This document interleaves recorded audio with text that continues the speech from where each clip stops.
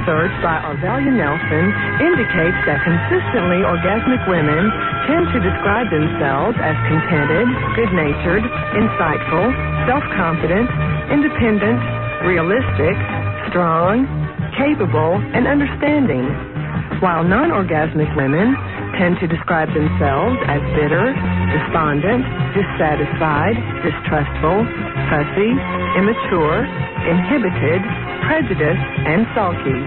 It's midnight in Manhattan. Your car is parked on the street when two scumbags spot your vehicle. They're car thieves, but are they in for a big surprise? It's the Low Jackie Anti-Car Theft System. It's Low Jackie.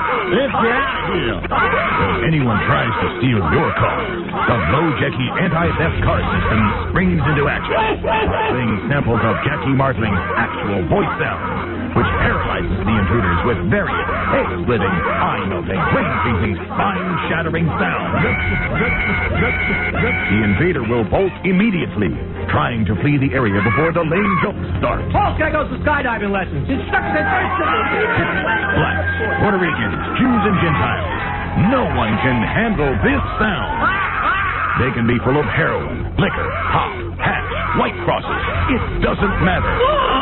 Jackie's incredibly annoying utterances would chase the death. And as a bonus, if you order now for personal female security, it's the Robin Quivers third input prevention device.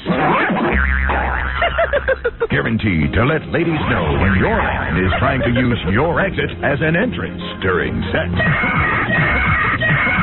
The Low Jackie Anti-Theft Car System and the Robin Quivers third input prevention device. Order now.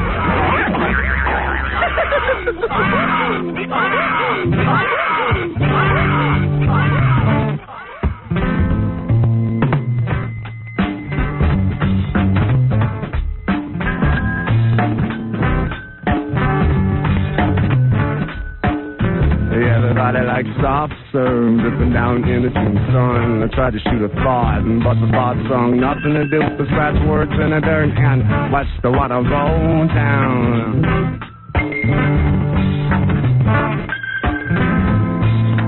Fan kisses buzzing like the insects. Beads are sweating up and down on the ranch shack. My candy line melted down the syrup, but I watched the water roll down. And hail up comes into space, but sit down and marry it all.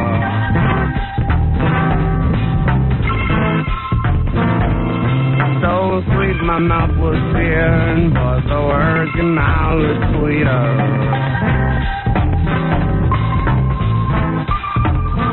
My sister, your words can be held against you in a court of law.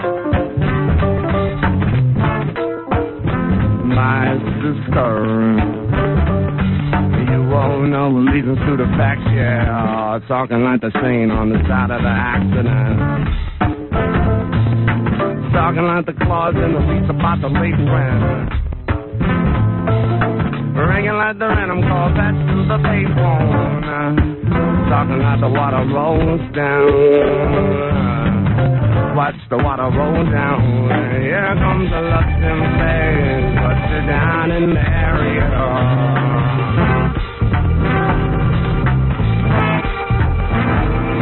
So sweet my mouth was seared, but the words your mouth was sweeter.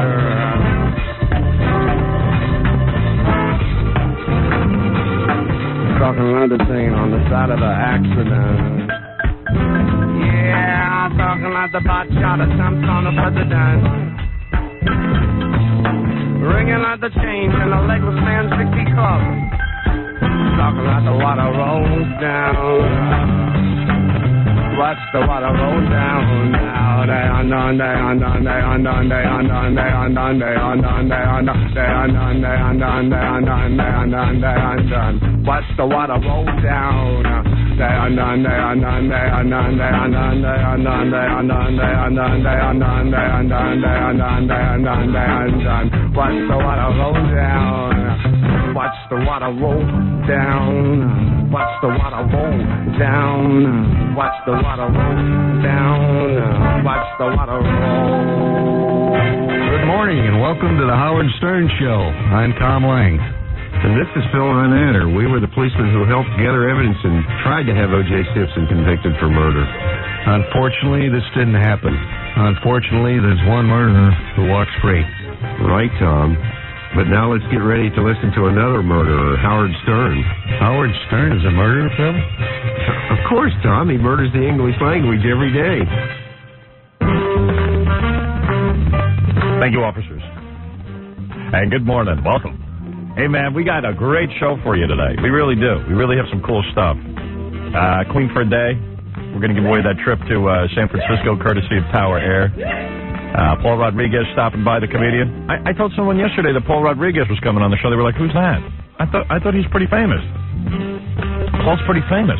He's a famous comic. I don't know, just... She was like, who's Paul Rodriguez? And I said, you know, the Puerto Rican comic. Yeah. How many are there? The other guy's dead. What's his name? Chico and the Man. Yeah, he took over for him. Yeah, Paul's real funny. What's Up With My Secret? That's going to be happening today. New game show we put together. What's Up With My Secret? Just giving me good. What's up with that? What's up with my secret? What's up with my secret? Yeah, we're going to have a panel of people playing celebrities, and they're going to try and figure out what's up with my secret. Whatever that means. You'll see. And Scott Ian, the lead singer of Anthrax, will be calling in. This is going to be good. He got arrested over at Yankee Stadium for doing something weird. I forget what it is. And then they're going to be putting him in jail. Really? Yeah. Wow. He wants to make a plea. It's going to be good. It's going to be good. And also, we got to do My Dead Lady, the play that we put together for Lady Di. Yeah, because somebody's going to get one on Broadway. I know. We work iron ours out. Put this together. And also, there'll be a lot of musical moments on the show today because we'll be doing more FMEs. And Robin, you'll have a song with me. And, is that right? We have a duet? Yes, we have a duet. And Baba Boohai has his own song that he does. Baba Boohai, Baba Boohai, Baba Boohai. Baba Booey, Baba Booey, Baba Boo, Baba Boo, Baba Boo, Baba Boo, Baba Baba Baba Baba Baba Baba Booey. Okay, so all that on today's show and more. Your phone calls, everything. You name it. We'll talk to you. It's all here, baby. It's all here, baby. I saw the movie Austin Powers, so he goes, it's all here, baby. I'm going to shag you. I thought it was going to be better, that movie. You know what? People oversell a movie. You know? You're not kidding. Things have been so bad that if they see anything, they start screaming that it's great. It isn't great. And you are expecting more. I saw Spawn yesterday. That was really bad. I haven't seen that either. Oh, man. I get to see that. Spawn. Because that could have been good. That could have been real good. They had a couple of scenes that were real good, but it was like Mutant Ninja Turtles. The guy's costume looked weird and fake. And Spawn is a comic that's real popular. It started about 4 years ago by this guy, Todd McFarlane, who has his name all over the credits. That's always a dangerous sign. Well, why would you do that when you're destroying your creation anyway? I don't know, but I don't know. They had the clown guy talking through the whole movie. This movie Spawn I can't recommend. Sorry. I mean, the more movies I see, the better my movie gets. God, it was the only good movie of the year. I swear I'm not just saying that. It's true. I mean, ask anybody who's seen it. You know, I was reading a review of Private Parts for some video magazine. I brought it in with me. I'll read it to you later. And she was talking about how... like Donnie Brasco might get a Academy Award nomination. And then she named another movie, and then she goes, and Howard Stern's movie is really good, and despite a surprisingly terrific performance by Howard Stern, I doubt he can have his Oscar hopes up high. And I was like saying, well, why can't I have Oscar hopes? Don't have any Oscar hopes, they'll be dashed. Yeah, can you imagine? Like she was like, well, like, hey, here's another great movie with a great acting job, but he can't get an Oscar. like... I was like, hey, this sucks. Yeah, we just stand outside of everything. Yeah. You know, we just can't get in. No. It doesn't matter what we do. Yeah, it's weird. Is it the worst song in the world or what? Why are you over here singing? I just won an Oscar. Yeah. Give me my Oscar. Give it to me now, baby. Roger broadcasting from the top of the Howard Stern building. Simply by pushing a button and turning a dial. You're listening to the Howard Stern Show. Howard Stern.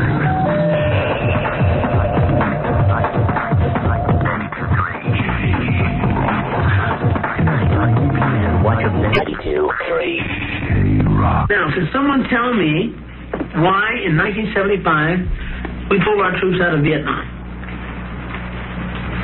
The failure of Vietnamization to impart their support caused an ongoing erosion of confidence in the various American but illegal Saigon regimes. Is she right? Because I know that's the popular version of what went on there, and a lot of people like to believe that.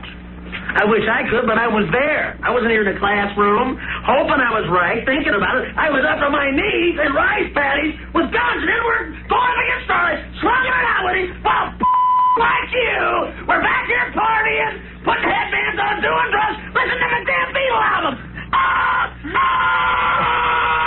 Hey, Professor, take it easy, will you? I mean, these kids, they were in grade school at the time. And me, I'm not a fighter. I'm a lover. What the hell? I didn't know you wanted to get involved with the discussion, Mr. Helper. But since you want to help, maybe you can help me, okay? You remember that thing we had about 30 years ago called that Korean conflict? Yeah, where we failed to achieve victory. How come we didn't cross the 38th parallel and push those rice eaters back to the Great Wall of China and take the brick and do them back into the Stone Age River? How come? Why? Say it! Say it! All right, I'll say it. Because Truman was too much of a wimp to let MacArthur go in there and blow out those commie bastards.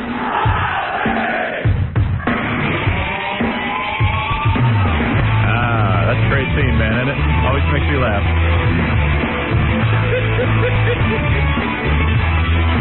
Oh, wow, thing. You make my heart sing. You make everything groovy. Wow, thing. Wow, thing, I think you're moving. I love you, Robin. There you go. That made it in today. All right, everybody. Good morning. I'm just trying to think what we should do first. I'm looking at the schedule here. We are jam-packed today. Well, let's not get behind. Yeah, we want to do that. Everything. Let's see. If all goes well, this should be a jam-packed show, and I should get to everything. Don't want to be backed up. No.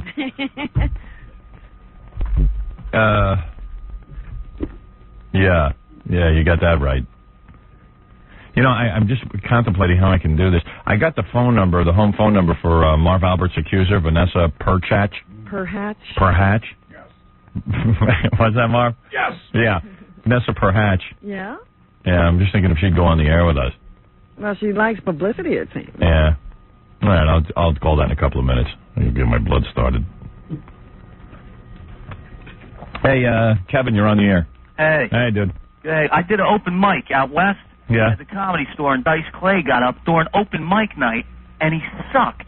And Yeah. he wouldn't get off the stage, so all the other comics who waited like hours to get up there, and he just jumps in because he is Andrew Douche Clay, and he Yeah. can do that kind of thing. Right. So everybody's screaming 6 minutes to get off the stage. He won't get off the stage. He's got a big guy walking around telling us all to shut up, laugh, or leave. Yeah. So I learned a lot from this guy. Like, the way to get laughs, I guess, is to have a big guy walk around and force people to laugh. Yeah, threaten them. He was threatening them. Yeah. And Robert Hayes... That's different. Yeah, that is a different kind of act. And it didn't work. It's Yeah. different. He was doing, like, his dirty limerick thing, but trying to make them greeting cards. Yeah, well, I wish him luck. But maybe he's on a roll. We'll No, see. he's got a roll, all right. Yeah, right in the middle. Yeah. Thanks. Hey, thanks. Yeah. Yeah. Well, that doesn't surprise me. We've been victim to his funny antics. But he'll probably blame me for that he sucked at open mic night. Right, because you're here. Yeah. Scott, you're on the air. Hello? Okay. Jason, go ahead real quick. Howard, I called because I'm interested in having you play some songs from an album on the air, and I would in return do something outrageous. You got a band? No, my sister's got a band though. Yeah. And so it's her album. What do you have to do with it? I'm just trying to help out. I see. Okay. Well, what do you want to do? Well, I sent in a fax and I said I just put on it a couple things that I'd heard you mention in the past. I haven't been able to listen to your show for. Will she give us all oral sex? Yes. No. Oh. Well, what the hell good is it? Hey now. He can't say his sister will do anything. He says he'll do I it. talked to my sister and she said that she would appear fully naked in your studio. Oh, really? Yeah. What's your sister look like? She's about 5'10". She's probably 125 pounds, blonde hair, teacup. Wow. Hey now. And you wouldn't mind your sister being naked? No. I really don't care. Really? Do you ever look at her sexually? No. When you have a sister that hot, because she sounds like she's hot. Do you know it? Huh? I mean, when you look at her, do you go, man, my sister's hot? I try not to, no. Yeah, but I mean, do you deep down in the bowels of your mind go, she's kind of hot? Yeah, maybe, kind of. She's adopted. Yeah. She's adopted. Oh, hey. Then go for it. That ain't your sister. What? That's not your sister. That's a stranger. That's a stranger living in your house. Not really. Not really, but damn tempting. Right. Yeah, wow. That's tough when you got a sister like that. Adopted. Wow. Or you're just trying to maintain some kind of semblance of... If you do your sister and she's adopted, that's not incest. Date. It's incest, but not of the biological kind. Right. You're just two people who live together and get along, and, you know, I mean, I don't know. I think if my sister was adopted, I'd do her. But you don't... You know what? You could not know your sister. You could be separated from her all of your life. No, you're not hearing me. No. Listen to me. Because what I'm saying is, just because you grew up in the same house is the reason you know you shouldn't sleep with your sister. No. If your sister had been raised by another family and you met her on the street, that's your sister.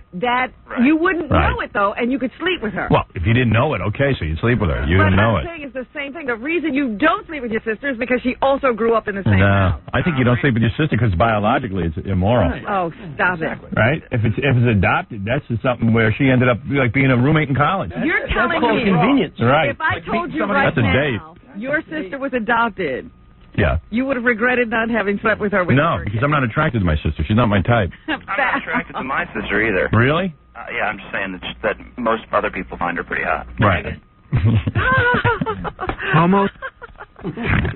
Homo says what? I don't know, man. Your sister's 5'10", 125 pounds with a D cup? Yeah, well, I'm shooting on she's skinny. And blonde hair? Yeah. Homo? Light, nice blonde hair. And really pretty? Yeah. Skinny, big cans. Wow. And you're saying your sister wasn't your type. Have you ever seen her naked? Yeah. She's my sister. Where'd you see her naked? Through the keyhole. Now, how'd you see her naked? It's been a long time. Yeah, well, how'd you see her naked? She used to just kind of walk around the house naked. Wow. I mean, come on. Tell me that's not weird. What? Walking around the house naked? Some families do that. Yeah. Who nudist? Was your family nudist? No, she's not a nudist. No, she was, I don't know, she was like 14. It was like 15 years ago. Did she have cans at 14? Not like they are now. Right. Was she hot then? I hated her when she was 14. Right. Wait a minute, 15 years ago? You don't mean your sister's like 29? She's 28. What's wrong with that? I was just saying, isn't it a little late for that band thing? What's the deal? Yeah, usually that happens when you're like 20. How long she had that band? 2 years, year and a half. Where is your sister now? She's in New York. Where are you, in New York? No, I'm in Oregon. Oh. I used to be in D.C. So you're calling on behalf of your sister that she'll do anything if we have her on? No, I didn't say she would do anything. I said I put down a bunch of things that I would do. What would you do? Well, I've heard you mention a bunch of things in the past. I said, put me in a boxing ring with Kenneth Keith, roll me up in a carpet naked and send me up and down in the elevator. Oh, hold on one second. I got to talk to the guys. We never considered rolling a guy up in a carpet naked. No, the idea was to have be a girl. Like it. What? I think he'll like it, though. That's Well, he's like Marv Albert. He likes to be humiliated. Yeah. Roll him up naked in the carpet and send him up and down in the elevator? I don't know, man. It might seem like nothing, but think about the reality of it. That's pretty funny. Yeah. Yeah? It's pretty humiliating. Yeah. What if he's nude in the carpet? He is. He said he'd be nude. Oh, it's starting to make us sound kind of gay. It is bordering on gay. But so what? Let people think we're gay. It's funnier than it is gay. Right. Oh, it's a line. Anything for a gag. Is it funnier or more gay? You know, it's kind of gay. It is kind of gay. Delicate balance. Hey, the guy's going to come in. Okay, take off your clothes. Take off your clothes. Roll you up in a Have carpet. Gary do it in the other room. I want to roll you up in a carpet and stick you in an elevator naked. And Gary has to spray him down. But what's he going to do in the elevator? Oh, it doesn't matter. Ain't no problem. Yeah, it doesn't matter. It doesn't matter what he does. Just leave him there all day. Up and All down. day. Yeah. Well, if he agrees to it, from now until that time, we have plenty of time to decide what to do to him once he's rolled up in it. yeah. He ain't gonna have much choice. Put honey on his face and let Ants eat it. Oh, God. What else did you say you do? I said, well, I originally was going to say that you could pepper spray me, but I decided that I want to take that off the table because. Yeah, we can't pepper spray you? Can we pepper spray you in the carpet? That's awful. No, Can't stop it then. I'm not really interested in being pepper sprayed out. Yeah, that would have been cool. We want to pepper spray a guy. Yeah. Why not pepper spray? You want to help your sister? We want to watch him cry and puke. Be blind. Yeah, You'll only be temporarily blind. Yeah, but that doesn't really appeal to me. I don't. Well, that's the whole idea. Yeah, well, I figured. Maybe. How about if we tie you up in a chair and cover you with honey and let a sheep lick you? Yeah. Yeah, let a whole bunch of different animals. Yeah. Would I have to be naked? Yeah. This is very gay. I don't think so. Oh, come on. Man. Just want to be naked, having animals lick you? Be covered in honey. I actually knew a couple guys who did that with dogs. Yeah. Rub liver on him. Yeah. I don't know, man. I mean, like your sister's not on the phone. I don't know. takes all the punch out of it when it's a guy. I don't really, Right, but the thing is, he says his sister will then be totally nude when she's singing her song. She will? She said that she would appear naked in your studio. Really? And she'll be naked while she sings? I don't know if she was even sure. I guess she probably would, but I thought she was just going to bring in an album and have you play that. Oh. I think it's funny to have her be naked and sing. Naked performer. Like she could bring in an acoustic and sing naked. Feel like that scene from Forrest Gump. Yeah. That hasn't happened yet. Why don't you talk it over to your sister? If you'll go up and down in the elevator in the carpet, and she's naked playing, maybe we'll do it. Well, I think that's probably. I think that we would probably agree to that. Okay. All right. All right. So we need all parties consenting. Yeah, like Gary, I'll put you on hold and Gary will coordinate. All right. Thank you. Cool. Thanks, Howard. All right. Don't thank me yet. Thank you. That's the funniest part of that whole call. Thank you. Thank you for Thank you for the opportunity. Barry, you're on the air. Go ahead. Yeah, hi, Howard. Good morning. I'm sorry. Hey. I know you have a lot of power and stuff and everything, and watching shows and not watching shows. I'm a very powerful man. Yes, he can. He's very powerful. He can watch whatever he wants. Right. We have to get Jenny off the air. Jenny McCarthy? Oh, it's the worst show. Her show didn't do well in the ratings. I was just checking that. There's losers and winners already. Like Richard Lewis's show, while it did okay, it lost 25% of the audience from Home Improvement. Yeah. She needs to be dancing naked in your studio. That's about. And Jenny McCarthy's show came in fourth, which was very disappointing to NBC because they promoted it a lot. Oh, on Sunday afternoon during the football games, it was promoted 10,000 times. Yeah, how do you come in fourth? What, did Fox beat him or something? It sounds like one of those UPNs or something. Hey, Jackie, give me your Daily News and Post. I forget where I read it. It's so bad. I mean, she tries to be serious. Yeah. If she's a bimbo, at least it's worth watching. She wears hot outfits. Yeah, I know. Well, she's trying to be like Lucy, and everyone's trying to be Lucy. And the thing is that, like I said on the air yesterday, she should do a show about a Playboy playmate who keeps getting hit on by guys, and she keeps going to bed with them, and they, abuse her and stuff. Like an Annie Fanny. Yeah, I mean, she's no actress. She's certainly not Lucy. And why would you aspire to be Lucy? Lucy was annoying. Let's see. Here we go. Okay. Tuesday nights, Hilla Diller, NBC's new sitcom, The Tony Danza Show, both finished fourth. Tony Danza finally not doing well. Lost that magic? Finally. Drew Carey beat out Third Rock from the Sun. Good. I never got Third Rock from the Sun anyway. Go figure that one out. I'm embarrassed that that show's on, and I like it. I'm hoping it'll go away. Let's see, the premiere of NBC's much hyped Jenny, starring former playmate Jenny McCarthy, came in fourth. Behind what? In its 8:30 p.m. time period. In households and adults 18 to 49, a disastrous performance from one of NBC's most promoted new shows. It's great when her beautiful chicks do bad, isn't it? Oh, it's so bad. Yeah, I love it too. Nobody can understand how that happens either. Yeah, I love it. Oh, wait. What? Well, she's on Opposite Football on TNT. That probably beats her, too. Thanks. Hey, you're that guy's sister? Yeah. Rachel? Yes. And you're really 5'10"? I really am. 125 pounds? I really am. D cup? Yeah. Wait, she And sounds. you're really adopted? I really am adopted.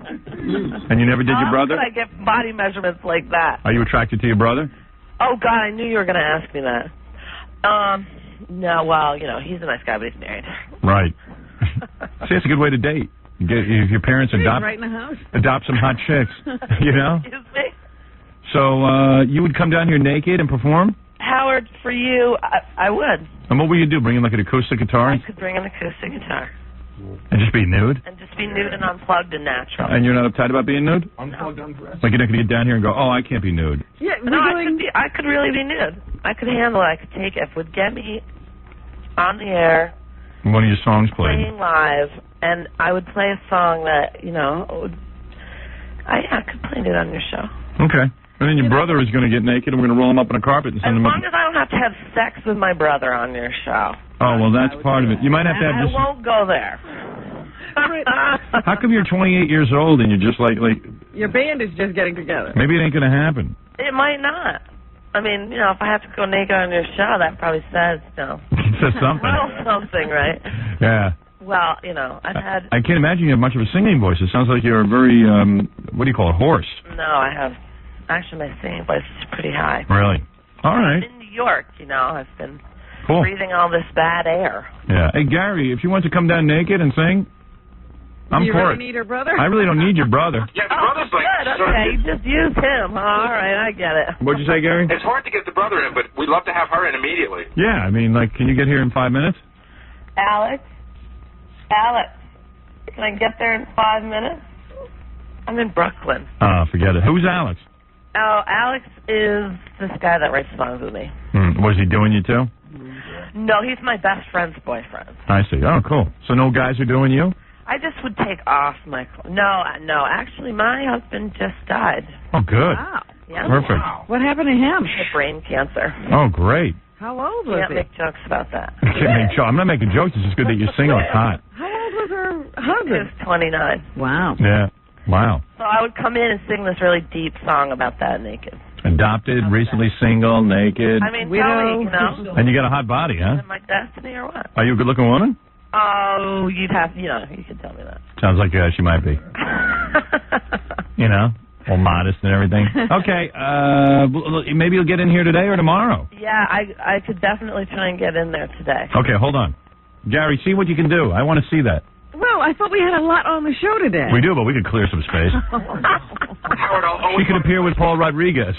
I'll always find a place to stick a naked woman in. Right. Yeah, let her perform while Paul Rodriguez is here. That's all. It's like Jell-O. There's always room for a naked woman. That way, if he runs out of junk to say, she can sing.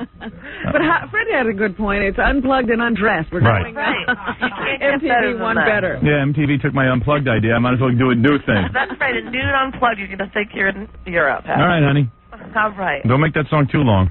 No, it's only 2 minutes and 43 seconds. You're talking my language. Naked in 2 minutes and 40 seconds is fine. Sweet. All right. I like it. Okay. All right. Hey, Gary, maybe you can plug her into What's Up My Secret. Or whatever. My secret. All right, hold on. Right. Did we need another celebrity on that panel? I don't know. I'm just thinking ideas. I'm just trying to come up with ideas. Yeah, Mike, go ahead. Hey, Howard. Dude. What's the deal with you always bashing community colleges? Well, look, there's too many colleges in this country. Let's face it. Most of the people who go to community college are really horrible students. Oh, come on. There's really no need for them to go to college. They're not going to learn anything. It's just a dumping ground. Well, actually, what they're learning is what they should have learned in high school. Right. What you used to get in a high school education. Yeah, community Now, college. Community college. It's more high school. No, it's not. All right. Associate's degree. Look, you want to debate that, go ahead, but you know as far as I do, that as well as I do, that there are a bunch of dummies in community college. All right, well, then how come I'm going to a regular state university now? Well, that's because you needed 2 more years of high school. in order to get your act together. But so what? I mean, what are you going to do with that degree? Go to more school. Yeah, and what's your major? History. Yeah, what are you going to do with that? Work in a museum or archives. You could have gotten that without college. You don't need that. What kind of history? Would you work in a museum? They let you memorize. What, are you going to be a tour guide? No. What are you going to do? Setting up the archives and the exhibitions. Curator. How many jobs do you think are like that? How many museums are there? There's only like 50 museums in the whole country. It's a big field now. It's called public history. And you don't think you could have done that right out of high school? No, not really. Oh, come on. Most of the people doing that have master's degrees. Really? Yes. All right, whatever. I mean, give people a chance, you know. Why did you go to community college at first? It's stupid. Because you can't afford a regular state university. Oh, that's different. I thought you went there because you're stupid. I just think there's too many guys going to college and just basically they're going there to get laid and stuff. And like, delay adulthood. Yeah, I mean, that's cool. I mean, I did the same thing, but I wised up. I really didn't need college for this. No, now when you can go to the Connecticut School of Broadcasting. Yeah, I mean, that's good enough. I went to college for 4 years. I'm not sure what I did there. I sat there and made student films. What a joke. Well, and then they let us work the video camera one time. They wouldn't even let you on the good radio station there. They wouldn't even let you on WBUR, which was the 50,000-watt station. They wouldn't let any kids on there. That was a real station. It was a real station. They had a bunch of bad broadcasting adults who basically couldn't get jobs anywhere else, so they put them on WBUR and paid them. And the students couldn't even get on. Let's face it, it's 4 years of summer camp, college, walking around with books. Yeah, that might be true, but there's some guy sitting behind a desk saying, hey, look, we're not going to hire you unless you have this. Yeah, whatever. You know, it's almost a forceful situation in society. So. All right, whatever. I don't want to get into it. All right, well, give us a break, all right? No.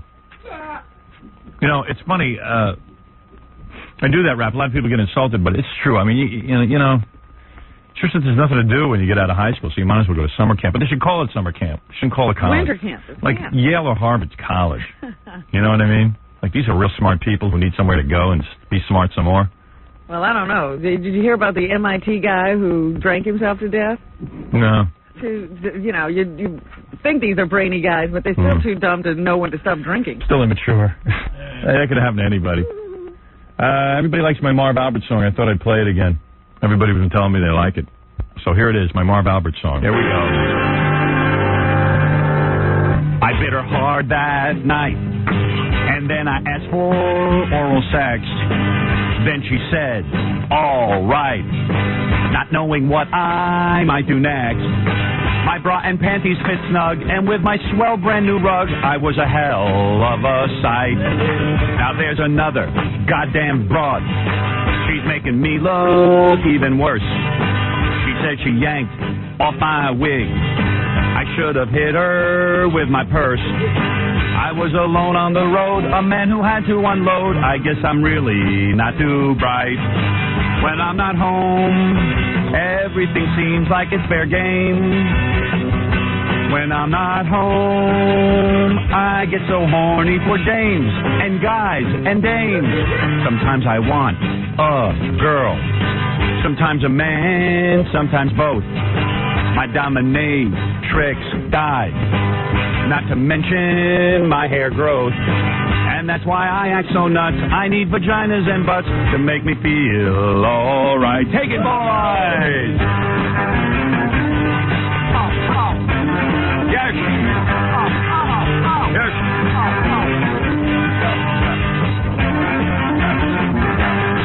So yes, I seem like I'm strange, but no, I'm not real deranged. I'm just not careful who I bite. When I'm not home, I want new women and more, yeah.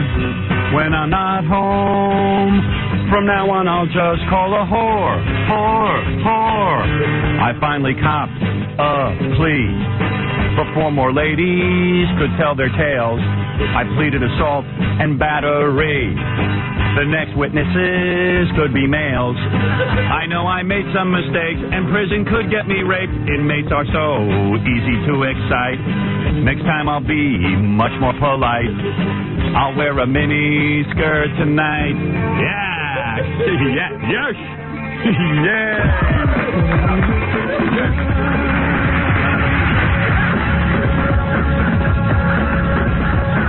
Get a mullet!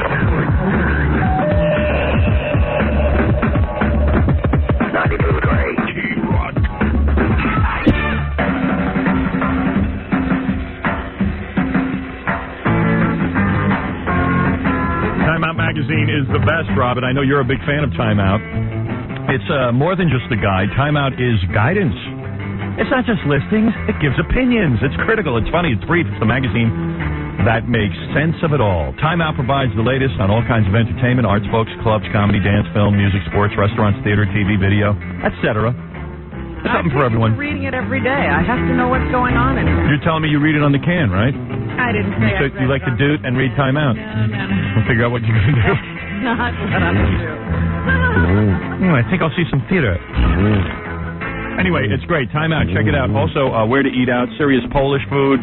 Polish food can be real good, man. Yeah, they have this whole article on having your own wine tasting party at a restaurant. Yeah.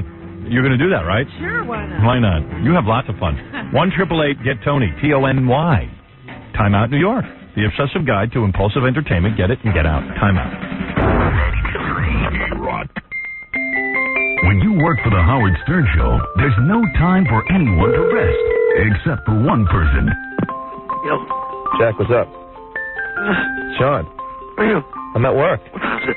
It's like 6:30. It's not. Yeah, it is. Oh, Jesus Christ. That's 2 times in a row they didn't call me. Hey, well, we called you.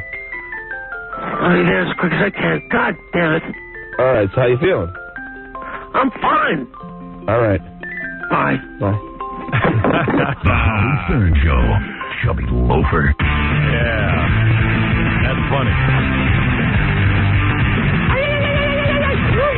False excitement. Okay.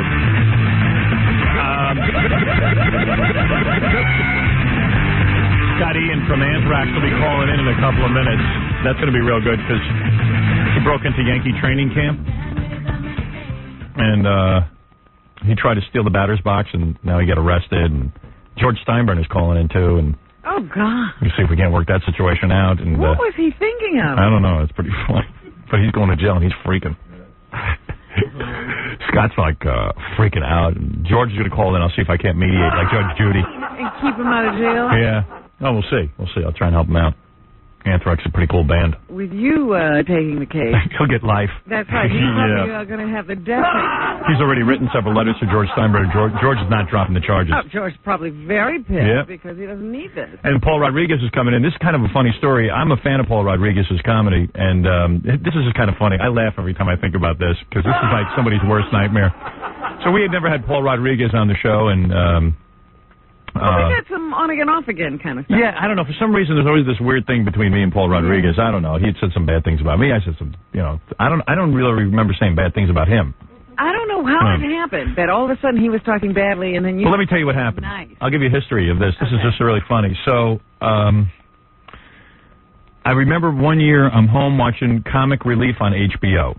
And Comic Relief was on, and it really sucked as usual. Billy, Whoopi, and Robin Williams doing that ad-lib crap that they do. Same crap that they do all the time. It's not funny. It's not entertaining. It's boring.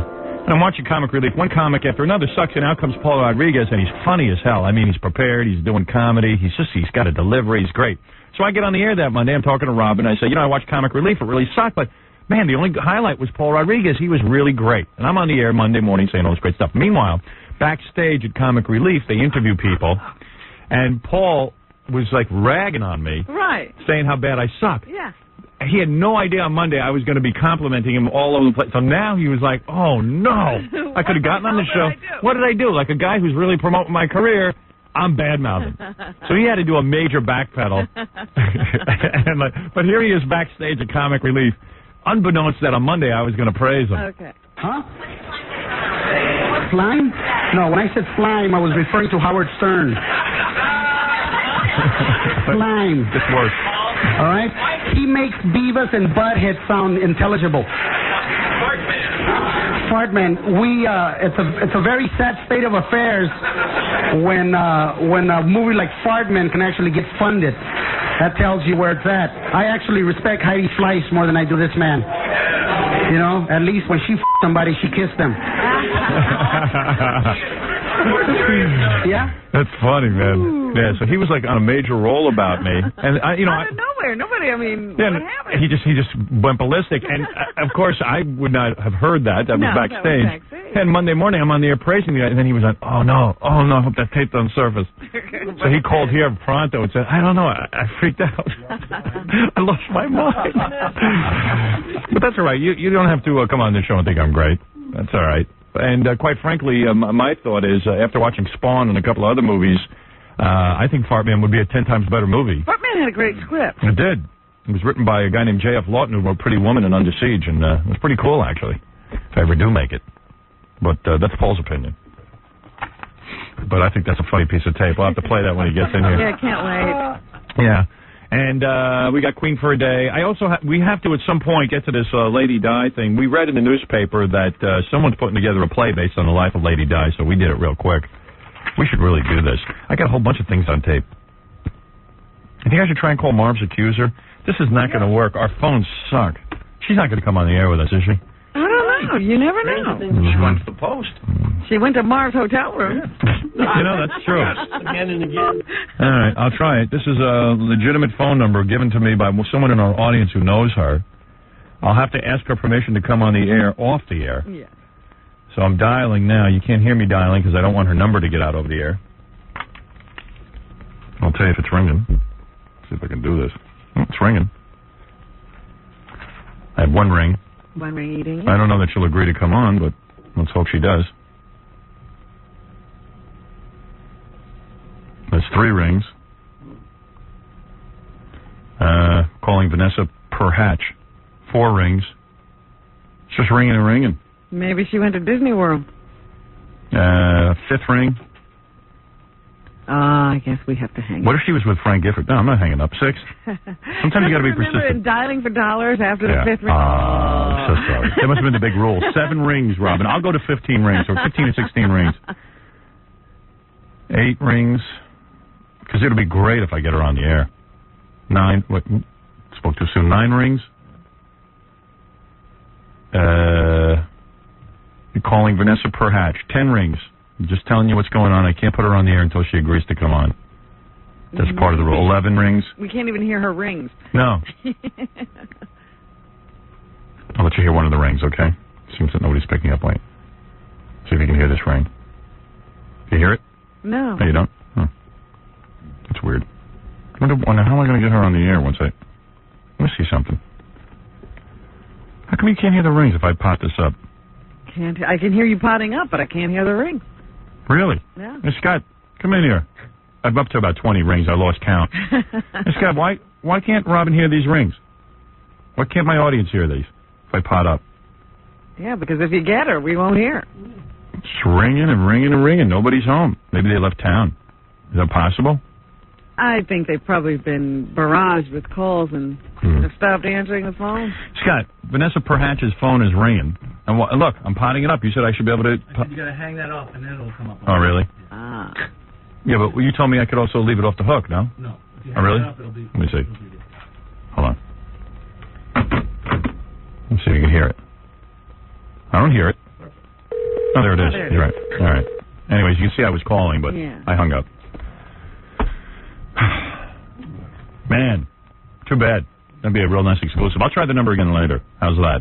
Okay. We could try that, because that'd be cool. We could ask her, like, what it's like when Marv bites you and stuff. And when you first walk in the room and he's wearing his panties and bra, we could ask that cool stuff. You know? We could do a real good interview. I know she did an interview with somebody, but it sucked. Yeah, she never had to... She didn't say anything. How do you deal with a Marv Albert in white panties? Yeah. Without laughing. Yeah, I got a lot of good feedback from people in Hollywood on my Homeless Brady Bunch. Some people want to buy it. Yeah. Wow. This could end up being a TV series. Who did you hear from? I can't say they want to be anonymous, but a couple of big production companies want to produce the Homeless Brady Bunch.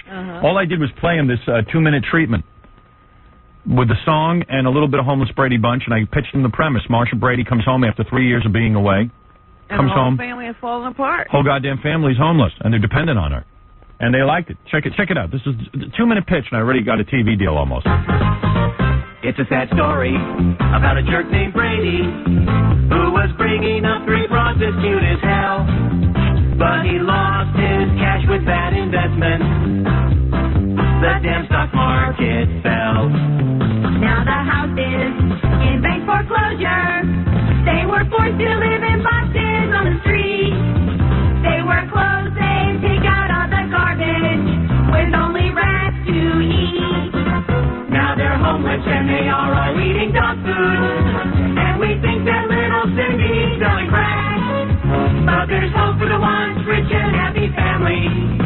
Now that little Marsha Brady's coming back, a homeless Brady Bunch. Homeless Brady Bunch. Now Jan is turning tricks to pay for lunch. Hey, lady, got any spare change? Bobby, is that you? It's me, Marsha, your older sister. Yeah, it's me, Bobby. You got any money or food? Cindy, is that you? I'm so hungry. I can eat a temple. Greg, is that you? Can I have your shoes? Cindy, Greg, you look terrible. Where are Mom and Pop? Mom died in a snuff film. Where's Daddy? Jail. He made the stuff bill. And Jan? And I need some money. This is depressing. Not as depressing as Robin's sex life. Where's Alice? We killed her and ate her. I think I'm going to throw up. So am I. Who wrote this? Marsha, I see a booger in your nose. Are you going to eat that? No, I'll dig it out for you. Gee, this is so sad. The homeless Brady. Wow. Homeless Brady Bunch. Now Jan is turning tricks to pay for lunch. You sure a funny man. Howard Stern. I actually played that for David Permit out in Hollywood. And he said, wants to produce it. Wants to put up What 50. have you been smoking? Wants to put up $50 million of his own money based on that 2-minute sketch. He don't care.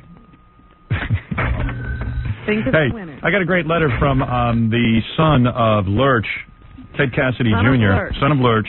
He sent me some great pictures. I got to show these on the E! Show. This is Ted Cassidy's press photo when he's not Lurch. And there he is with his mustache and his dapper look. He didn't look too bad. Yeah, he had a mustache when he wasn't Lurch? Yeah, but you got to see this. This is Lurch with his shirt off, posing. Look at this. A beauty shot. Lurch with his shirt off. And He Lurch. didn't have a bad build. No, that's what I'm showing you. Lurch had more to him than just being Lurch. And this is Lurch. This is the funniest. This is Lurch at his college radio station spinning records. I want to hang this up. I love this one. With those big hands. Look at the hands next to the record. Yeah, isn't that great? Lurch is like so big. His hands are bigger than the record. Yeah, I wonder if Lurch wore a toupee. I can't quite make out what's going on. I don't know. There's some weird hairline thing. It looks like. I think he just had a lot of hair. Yeah. You know, and it went way far down. Yeah, he was a Cro-Magnon. And we need to blow up Lurch's press photo for the studio. That one. Ted Cassidy, I love that. And here's another one. This is Lurch, and it's got a question mark because there he is in his tuxedo. Lurch in a tuxedo, Rob. Wow. There it is. Isn't that great? Did he really had giantism? Because usually those guys aren't all that... I don't know. I think he had giantism. You think he's kind of proportioned? Yeah. What's the matter? We should go to the phone. Oh, who's on the phone? Oh, okay. Let me get this set up. This is great. Everyone is going to love this. Should I get both guys on at the same time? What do you think? Help me out here. I was thinking that maybe you should get Scott on first. Let him explain the story. Okay. Mr. Steinbrenner. Well, maybe they should both. They should both be on Mr. together. Steinbrenner should be able to hear Scott's side. All right. Who we have on the line right now is, first let me get this up. This is, of course, the great owner of the Yankees who are doing so great. This is George Steinbrenner. Hi, George. Mr. Steinbrenner. Oh, hi, Mr. Stern. How are you? Wait, this is going to be great. Thank you for calling in. This will be really good. The Yankees starting the playoffs tonight. Yankees starting the playoffs, and the Yankees are playing great. And on our other line, from the band Anthrax, is... Scott. Yes. Is... Scott Ian. Scott Ian. Hey. Scott. Good morning. Mr. Steinbrenner. How are you? Okay, good. Good connections, everything all right. All right, let me... Mr. Steinbrenner. It's Mr. Steinbrenner, right? All right, Mr. Steinbrenner, let's listen to this, all right? Scott. Yes. All right. So you were down in Tampa. Yes. And you broke into the Yankee training camp. Yes. Now, lest anyone think that this is some kind of joke or some kind of bit. You're admitting to this. Do you have a lawyer? Yeah, I do. He does have a lawyer. Scott, why did you break into Yankee training camp? Tell me what happened. Well, what Robin said before, what was I thinking? It's exactly what I wasn't doing. I was blowing off steam that weekend. We just finished writing a record, and I don't drink too often, and I got really, really drunk, and being the sometimes obsessive Yankee fan that I am, I was passing Legends Field and just kind of lost my mind for about 45 minutes. So what time was that, Scott? It was at about 3:30 or 4 o'clock in the morning. Oh, okay. All right, so now... I wasn't on duty. I know. Mr. Steinbrenner, actually, they told me that they had actually called you that night, I guess. All right. Now, wait a second. Scott, let's continue. So you were with a female friend. Yes. All right. And you attempted to steal. Do you know anything about this, Mr. Steinbrenner? I heard about it. I was not involved the first day or so. Okay. You attempted to steal the batter's box with the Yankee insignia on it. It was a rubber mat that was covering the on-deck circle. Now, the police saw the whole thing on camera and arrested you, right? Not a really good heist. Yeah, no, I mean, look. What is it, Gary? You should know that that this big rubber thing, which is huge, and very heavy, he rolled it around the field for a while, was so drunk he couldn't get it out. So then he just left and they were waiting for him. I mean, he didn't actually ever get it out of the stadium. He never got it out of the stadium. He just rolled it around a lot. Now, when you get drunk and you get into something like this, you don't realize that this is thievery. This is a felony. No, well, I sort of started to realize that. As you know, my intent once I was in there was I literally was just going to run the bases and get out of there, and I saw this thing and you thought it'd be a great souvenir. Nice souvenir. Yeah, exactly. The thing was bigger than me. Now, Mr. Steinbrenner, something like that costs you a lot of money. Seriously. I mean, God, yes, Howard. Like, what does a thing like that cost? Probably, I really don't know. Do you want me to tell you? Yeah. Yeah, tell me exactly. $1,200. Right. Oh, so boy. the point is, We're talking felony. if fans break in every night and steal this rubber thing or steal some Yankee broke stuff. in a month. Yeah, well, How I mean, did he break in? how did you get in, by the way? I climbed the fence. I see. And this guy must be an athlete, I'll tell you. yeah, they're a great band too. Anyway, I know they are. I don't know them. I know Guy Lombardo and Glenn Miller and Tommy Dorsey. Yeah, you should. They're right up there. They're right up there with those guys. But my son knows this band well and likes them. He does. Yeah. Hey, all right. So Scott, you realized after when the police arrested you, did you spend some time in jail? Yeah, it was about something like 7 or 8 hours or something like that. Had you ever been in jail before? I've never been arrested in my life, so Now, who are you quite in an there? experience. All right. Now, who are you in there with? Are you in there with like a lot of criminals and stuff? Strangely enough, I was in there with a bunch of Anthrax fans. Really? Well, Everybody was there that night. So wait a second. Now all of a sudden it became very serious because the cops said, "Hey, listen, the Yankee organization is pissed off." Rightly so. Right. They can't encourage this kind of encourage this kind of behavior, and they're going to go after you. No, I mean, when I was walking out and we saw the cop cars, and I probably could have taken off a different way and just gotten out of there, but I figured, well, my friends are waiting outside, and I wasn't going to let them get in trouble for something I did, and that's when I started to realize, well, Jesus Christ, what did I do? And I walked out, and the cops were there, and they put me in the car, and it took about an hour and a half to get out of there. But and your lawyer said that not only that, what is the sentence? What could this bring? Potential? What is the potential sentence? well, it's a felony grand theft charge is what they have against me. So, I mean, I guess the potential. I don't know what the full potential of the charge could be, but we're hoping that at some point something could be worked out. All right. Now, you wrote a letter to Mr. Steinbrenner asking him to drop the charges, and he said no way. Now, you can't blame him, can you? No, not at all. Are you aware of this letter, Mr. Steinbrenner? No, I have not seen the letter. I understand the lawyers talked to my people about it. Right. Said that you can't, as you said, you can't encourage it, We have to make an example of you, Scott. Well, I know I have a tough time with that because, as I tell you, my sons are fans of this band. Well, yeah, and not only that, I mean, it's the kind of thing where if every fan takes a little souvenir, soon you're left with no stadium. Right, you let this guy go. The next thing There you you know, go. everybody's jumping the fence. Right. Well, see, I'm not asking to be let go. I'm just asking. I know they're trying to work something out. See, I mean, I don't really know how this stuff works, but there's a thing called a pretrial intervention where there could be some type of settlement. And well, let's talk about that. You have, Mr. Steinbrenner, you have a second letter from Scott right now. Will you stop calling me Mr. Steinbrenner? I know I'm old, Howard. I know, but come on, a The little last respect. time you called me was in New Orleans in the middle of the night. Listen, you've got money. I got to call you Mr. Steinbrenner. Yeah, you you're know? a big star now. You might dig me so much you're going to leave me something that will. Well, wait a minute, Mr. Steinbrenner. Yeah. Maybe there's something Scott could do.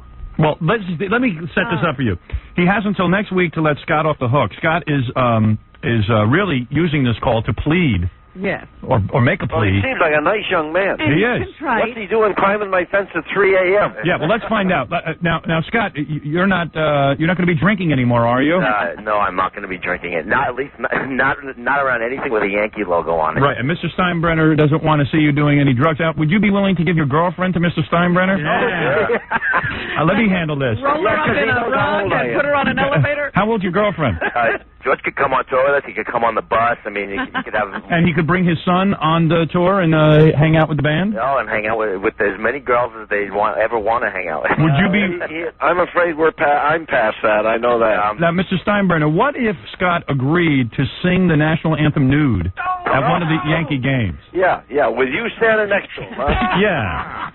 I mean, maybe that would... Maybe. Nude as well. Now, Scott, go ahead. I'm going to let you speak directly to Mr. Steinbrenner. I know that while we're kidding around about this, you're scared out of your mind. In fact, Scott he Ian... doesn't want to go to trial or anything. Scott Ian almost didn't come on the radio with us because he didn't, you know... It's so serious. I wasn't even going to tell him that Mr. Steinbrenner was on the phone, and then I was forced to tell him because he said, I don't want to do anything to make this into a joke because, I'm facing some jail time here. Yeah. So do you want to speak directly to Mr. Steinbrenner? Sure. All right, go ahead. I'll let you talk to him. Do you mind that, Mr. No, Steinbrenner? I don't. Go ahead. Plead your case. Go ahead, plead your case. Okay, I mean, all I could say was this is a complete anomaly, for me in my life. I've never been arrested. I'm not a drinker. I just kind of lost my mind. All for moral sex.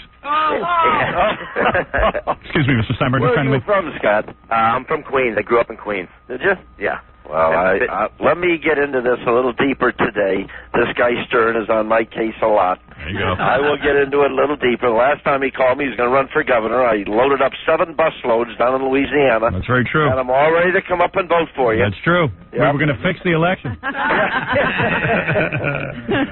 Why don't you write a song about the Yankees and put it on the next Anthrax album? I'll tell you. Let me get into this today, and we'll see if we can't work something out. Mr. Steinbrenner, what do you say? Clean the stadium for a while. Hey, Mr. Steinbrenner, let's do this. I like that. Put him on the ground. Let's do this. Why don't we, because Scott should have to pay in some humiliating way. Yeah. I love Scott and everything, but there are rules. I understand. I have no problem with that. Mr. Steinbrenner, I understand that you have to, maintain order, and the Yankees are, an organization that can't just have people running into the stadium. Why don't we make them, clean, like all the chairs or something? We'll see if we can't find something. Yeah. One of the ideas we had, which maybe is a little less humiliating, that was to, set up we could actually do a concert, and it would be a benefit concert where all the proceeds would go to one of the Yankee, youth organizations. No, that's too cool. No, that's too cool. You can do that, but you have to clean the stadium, too. Mr. Steinbrenner, I say we you have me there, I throw up on some of the seats, and then Scott has to clean it, or you know what we do? We make him a singing hot dog vendor. Well, now that you're a movie star, it's a little different. Before you weren't a movie star, and I didn't mind the call. Right. All right, so Mr. Steinbrenner, you're going to actually get back to Scott and think about this? Yeah, I will. I'll get back to you, Howard. Yeah, but we'll see what can be worked out. He sounds like a very nice young man. That's because he's taking a little heat down there with my family. I'll tell you that. Yeah, I know. I do apologize, George. I sincerely apologize. Well, I know you do, Scott. I'm a huge Yankee fan, and I can't wait for tonight. And it's well, we can't lose any fans right now. We need all we can get. Boy, hey, Mr. Steinbrenner, he's sucking up to you pretty good. Yeah, well, he sounds like a nice young man. Yeah, this is ruining his image. He used the right entree. I'll tell you that. Yes, he certainly did. Can get me on the phone at 7 a.m. I hear you. And Mr. Steinbrenner, good luck with the Yankees and everything. We're all pulling for you. Thanks, Howard. All right. Appreciate it. All right. And thanks for taking Scott's call. He really is a good guy. All right. I'll take your word on it. He sounds like a nice young man. Nothing's uglier than a humble rock star. That's why he should be out there picking up garbage. Yeah, he's got to pick up garbage. Well, you know what you do? You make him a bat boy, and he has to wear, little shorts.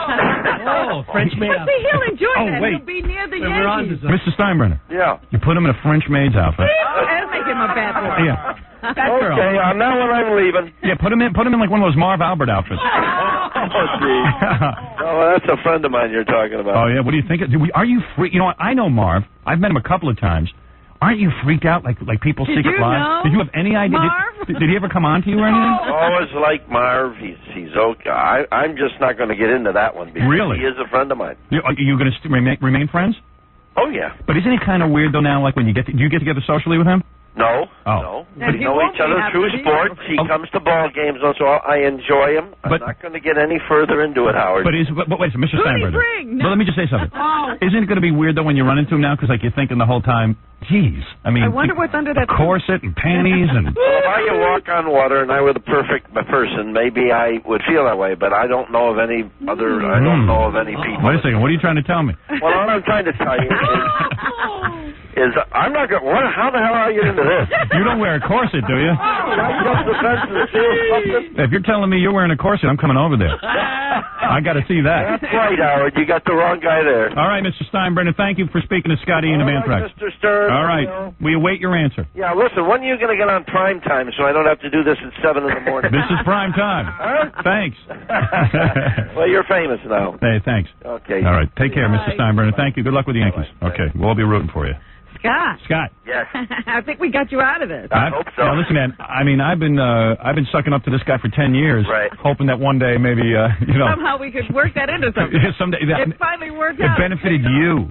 I got him on the phone with you, dude. I know. You almost didn't call in.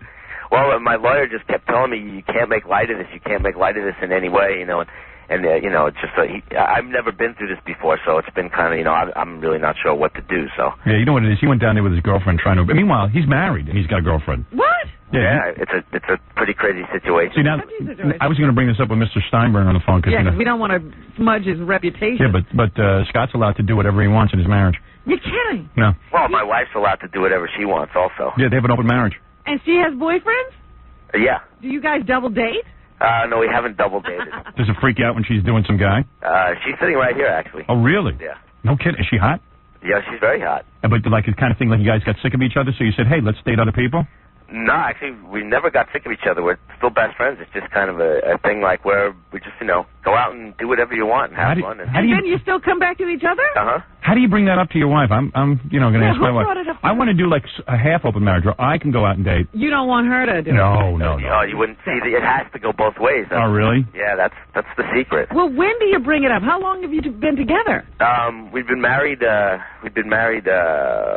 almost 3 years, but we've been together since 1989. Oh, really? Yeah. Man, that's really incredible. I bet you she didn't want the open marriage. I bet you Scott let's find out who did what first. Actually, she was. I mean, it's something that had, I think, both of us had been thinking about, and it was literally on our anniversary this year that she's the one who actually brought it up. She kind of had the bigger balls in the situation. Really? And she said to you, hey, man, maybe we should see some other people? Well, it wasn't in those exact kind of words, but it was maybe like, let's take the pressure of the relationship out of the picture, and I think that's cool, and you know what? It probably saved your relationship. I definitely think it did, and it also proved that how much we really love each other afterwards, because we still get along.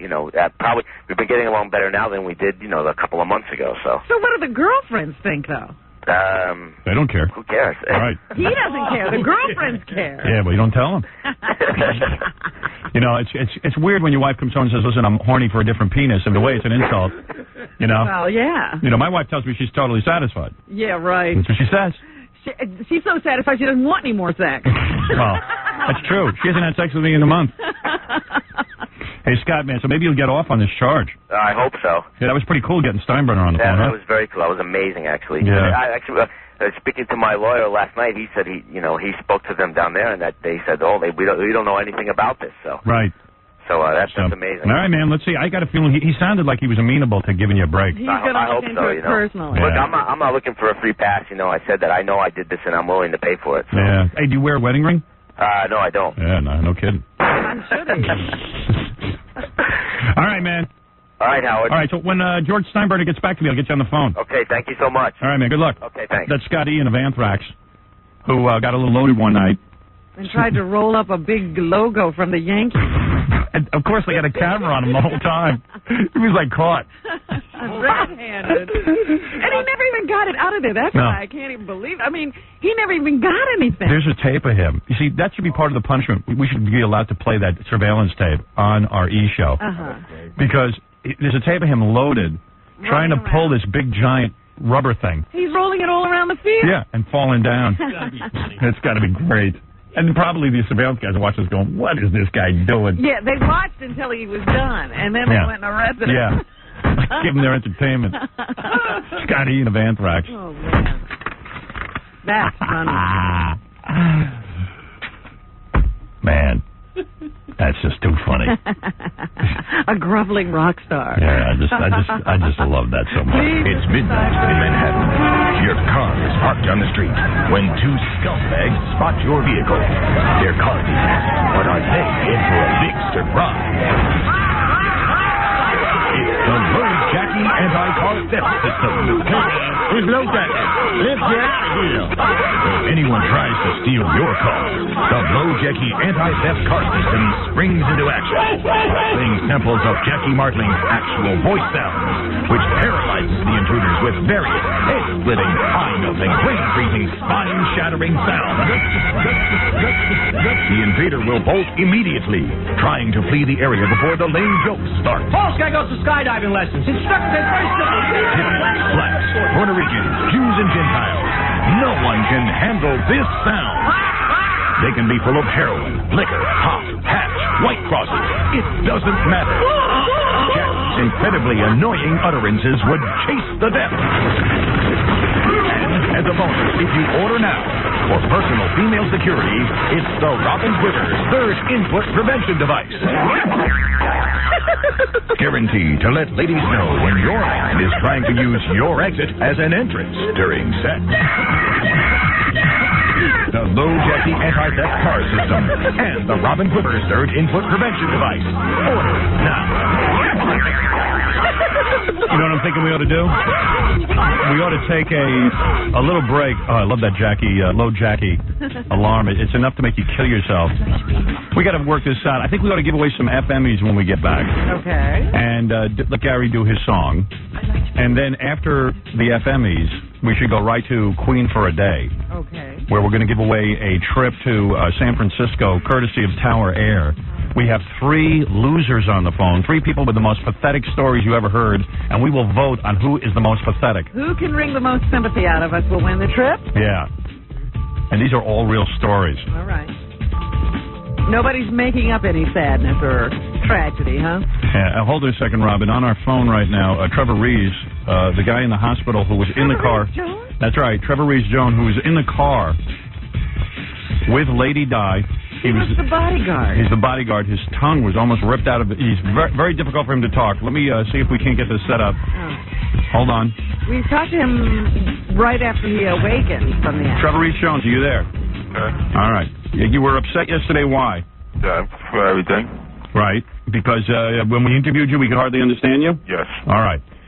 Now, in your own words, tell us, if you can, what happened tonight in France? Well, I was just, you was going out, and I was ditching that girl, and all of a sudden.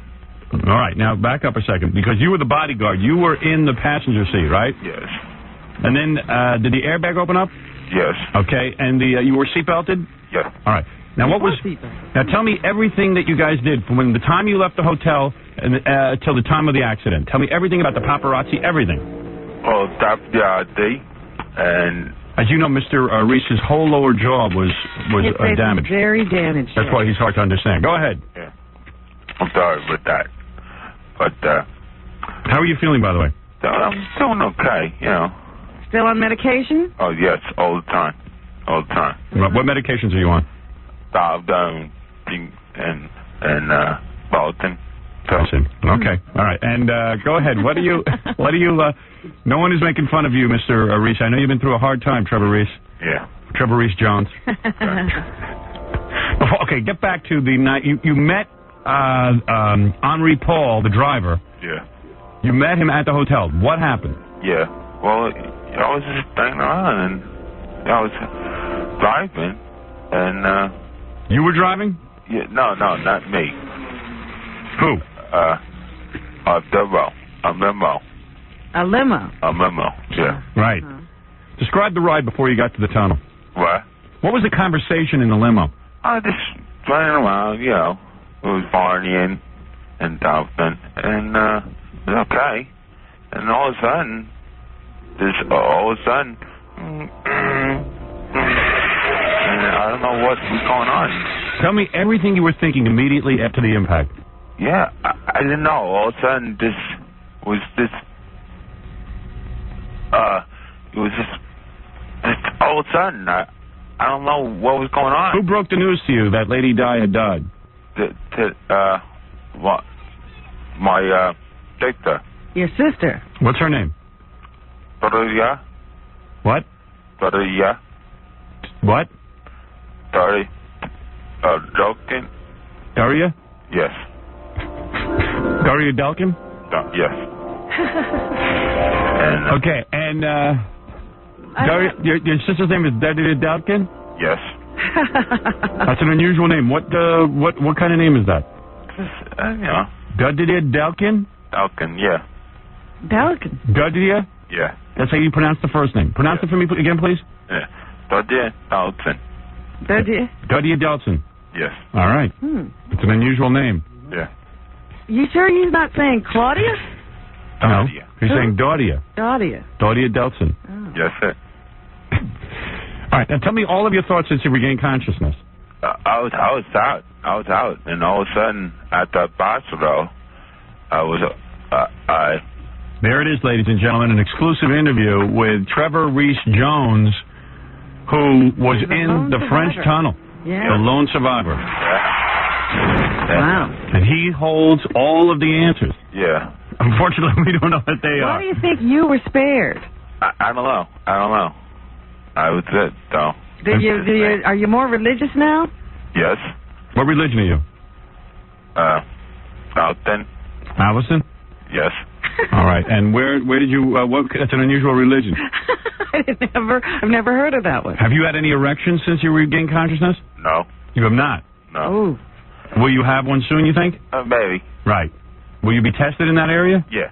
When will that test occur? I think tonight. Tonight. And tonight will happen? Yeah. And who will do the test? Daria? What? Daria Dalton? No. Who? My doctor. Your doctor? Doctor, okay. A man or a woman? No, a woman. It's a female doctor. Okay. Well, that's good. What is the last thing you remember before the crash? I was just relaxing. Just relaxing? Yeah. And this old son who was there, all right, you can see it's very hard for Trevor Reese-Jones. He gets all upset. I think it's upsetting. Yeah, was there booze in the limo? Yeah. It was, all right. Okay. You were drinking even while you were driving? Yep. No, he wasn't driving. But I meant there was drinks being poured. Oh, yeah. You guys were partying? Yeah. Okay. All right, thank you, Trevor Reese-Jones. Go back. I know you have to go relax. I don't want you to get caught on the phone. I know you're not supposed to be talking to us. Okay. What will you be doing today? Just relaxing, and I'm going to just see the accent. Okay. All right. You going to watch some TV? Yeah. All right, what shows?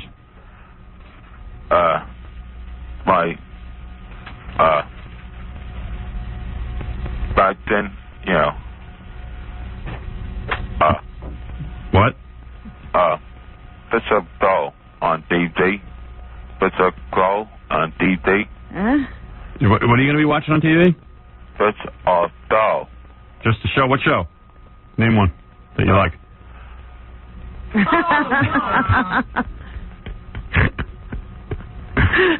don't know that show.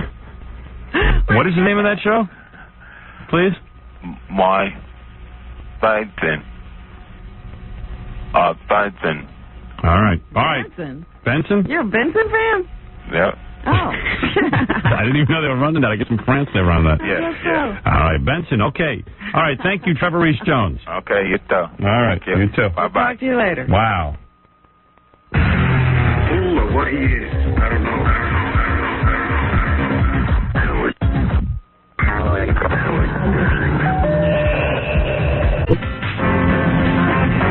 Hey, a lot of people are wondering why Heineken uses the Red Star in their advertising. Actually, it's been on their bottle since they've been brewing their beer. It's a sign of authenticity. The best ingredients brewed in the same way in Holland since 1886. The Heineken family doesn't follow trends. They don't pretend to be something they're not. They just make the best beer they can, and they make it consistently great. Jackie's moaning over there. He loves it. He loves it. I love it. It's so good. Well, they must be doing something right because they're in more countries than any other beer in the world. Everybody recognizes the golden beer in the green bottle with a red star. You should try some yourself. It's the beer other imports wish they could be. Authentic and true to the original recipe, Heineken. It's all true. Heineken. Hey now. I'd like to slap him in the mouth and say, "You sit down, little boy. Shut up."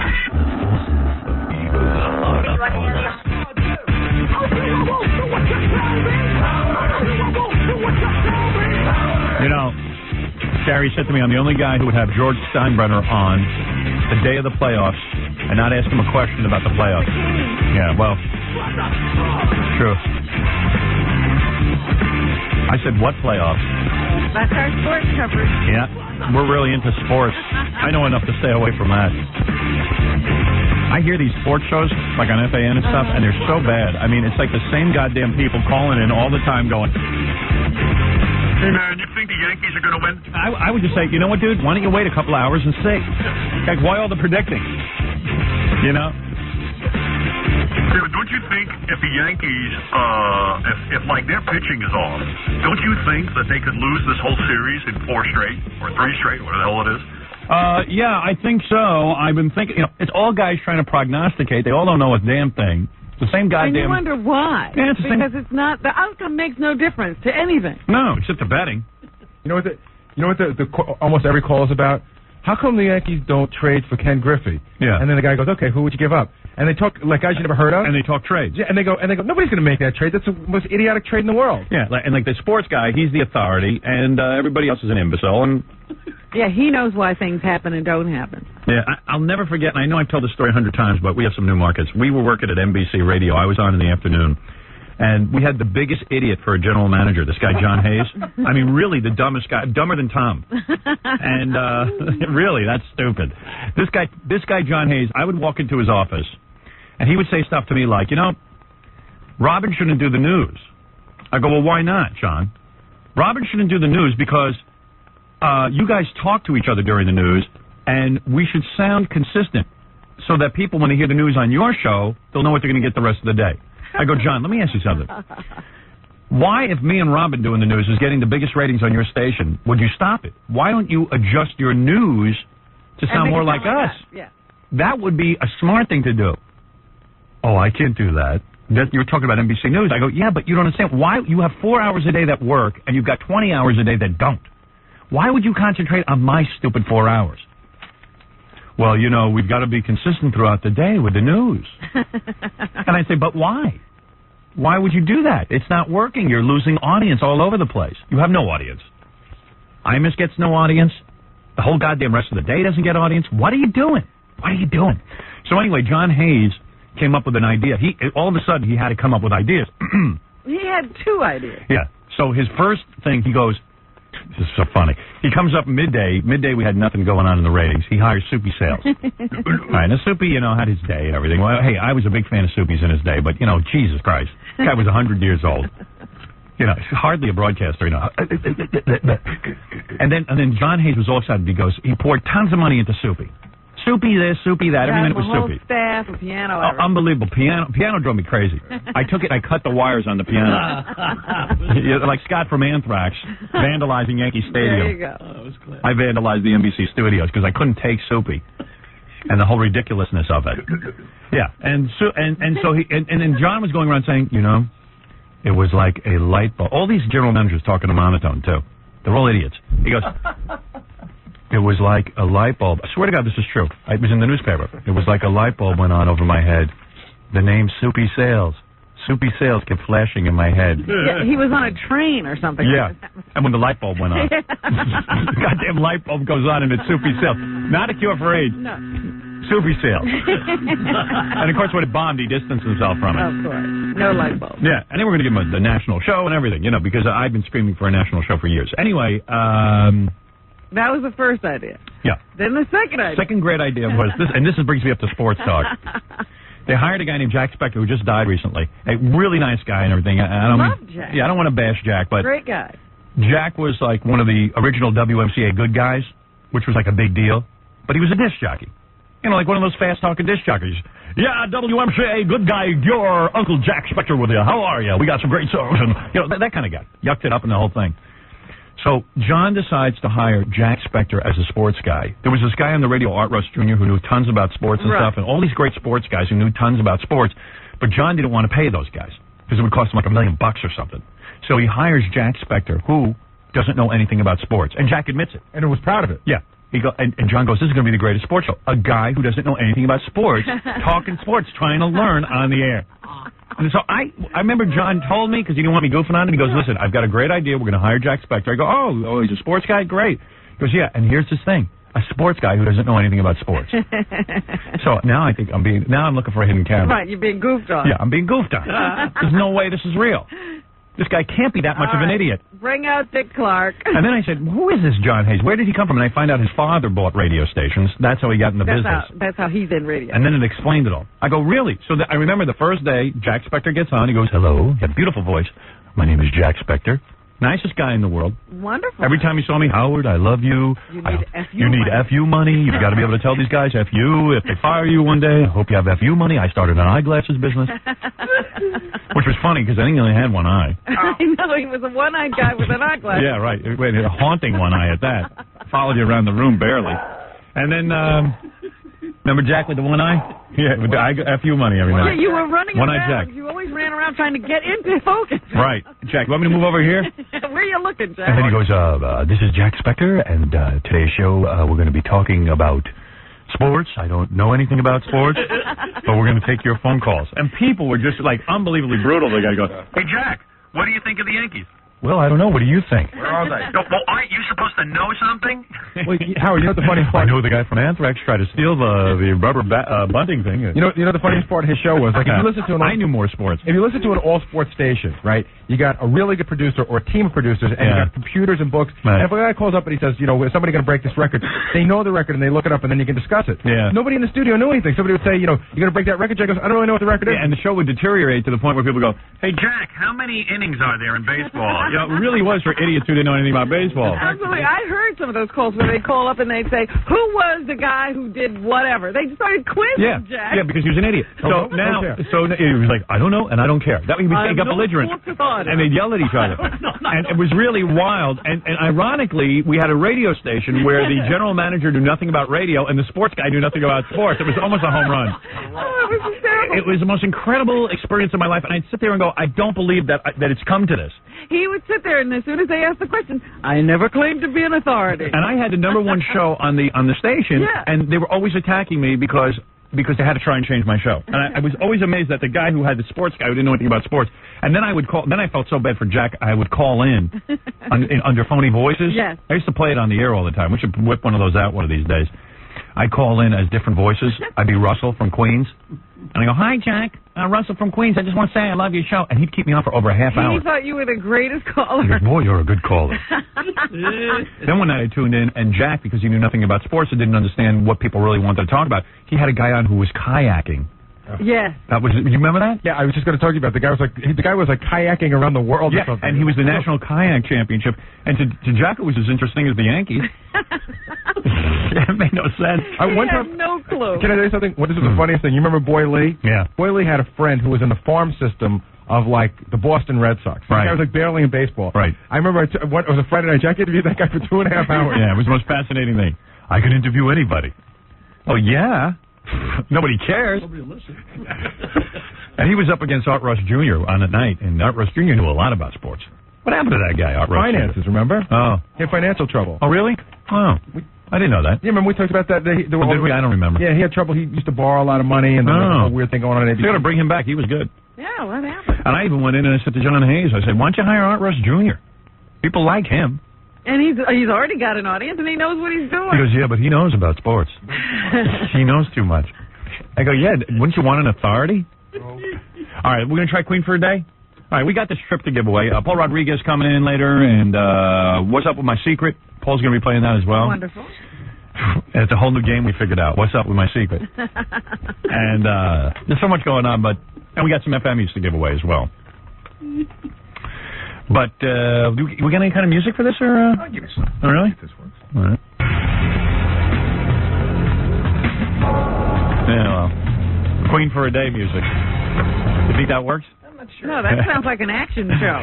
That sounds like a guy's going to kick some ass. Mass Bridges is coming in. Queen for a Day. It's not sad enough, dude. Believe it or not, I think they actually used to use that pomp and circumstance crap. I don't think all right, here's the game. That's all right. We don't need that. Okay, here's the deal. I've got 3 or 4 people on the phone here. I'm not sure exactly how many I got. Each one has a sad story. Okay. We're not going to sit there. We'll let them tell their story.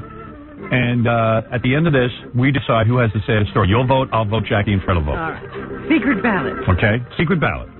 And that winner is going to get a trip to San Francisco to cheer them up. All right. Our first contestant is Jeff. Jeff, hi. Hi. All right. Tell me your sad story, will you? All right. I might as well start with the last 10 years or so. I've had this problem where once I drink to a certain extent, I kind of fall asleep wherever I'm at, in whatever position, and there is no waking me up. Right. So you drink and then you fall asleep. Right. And what happened one night when you fell asleep? Okay, this was Labor Day, just past Labor Day. I had the day off work, so we had a nice early start. Me and a friend went out, started drinking downtown. What were you drinking?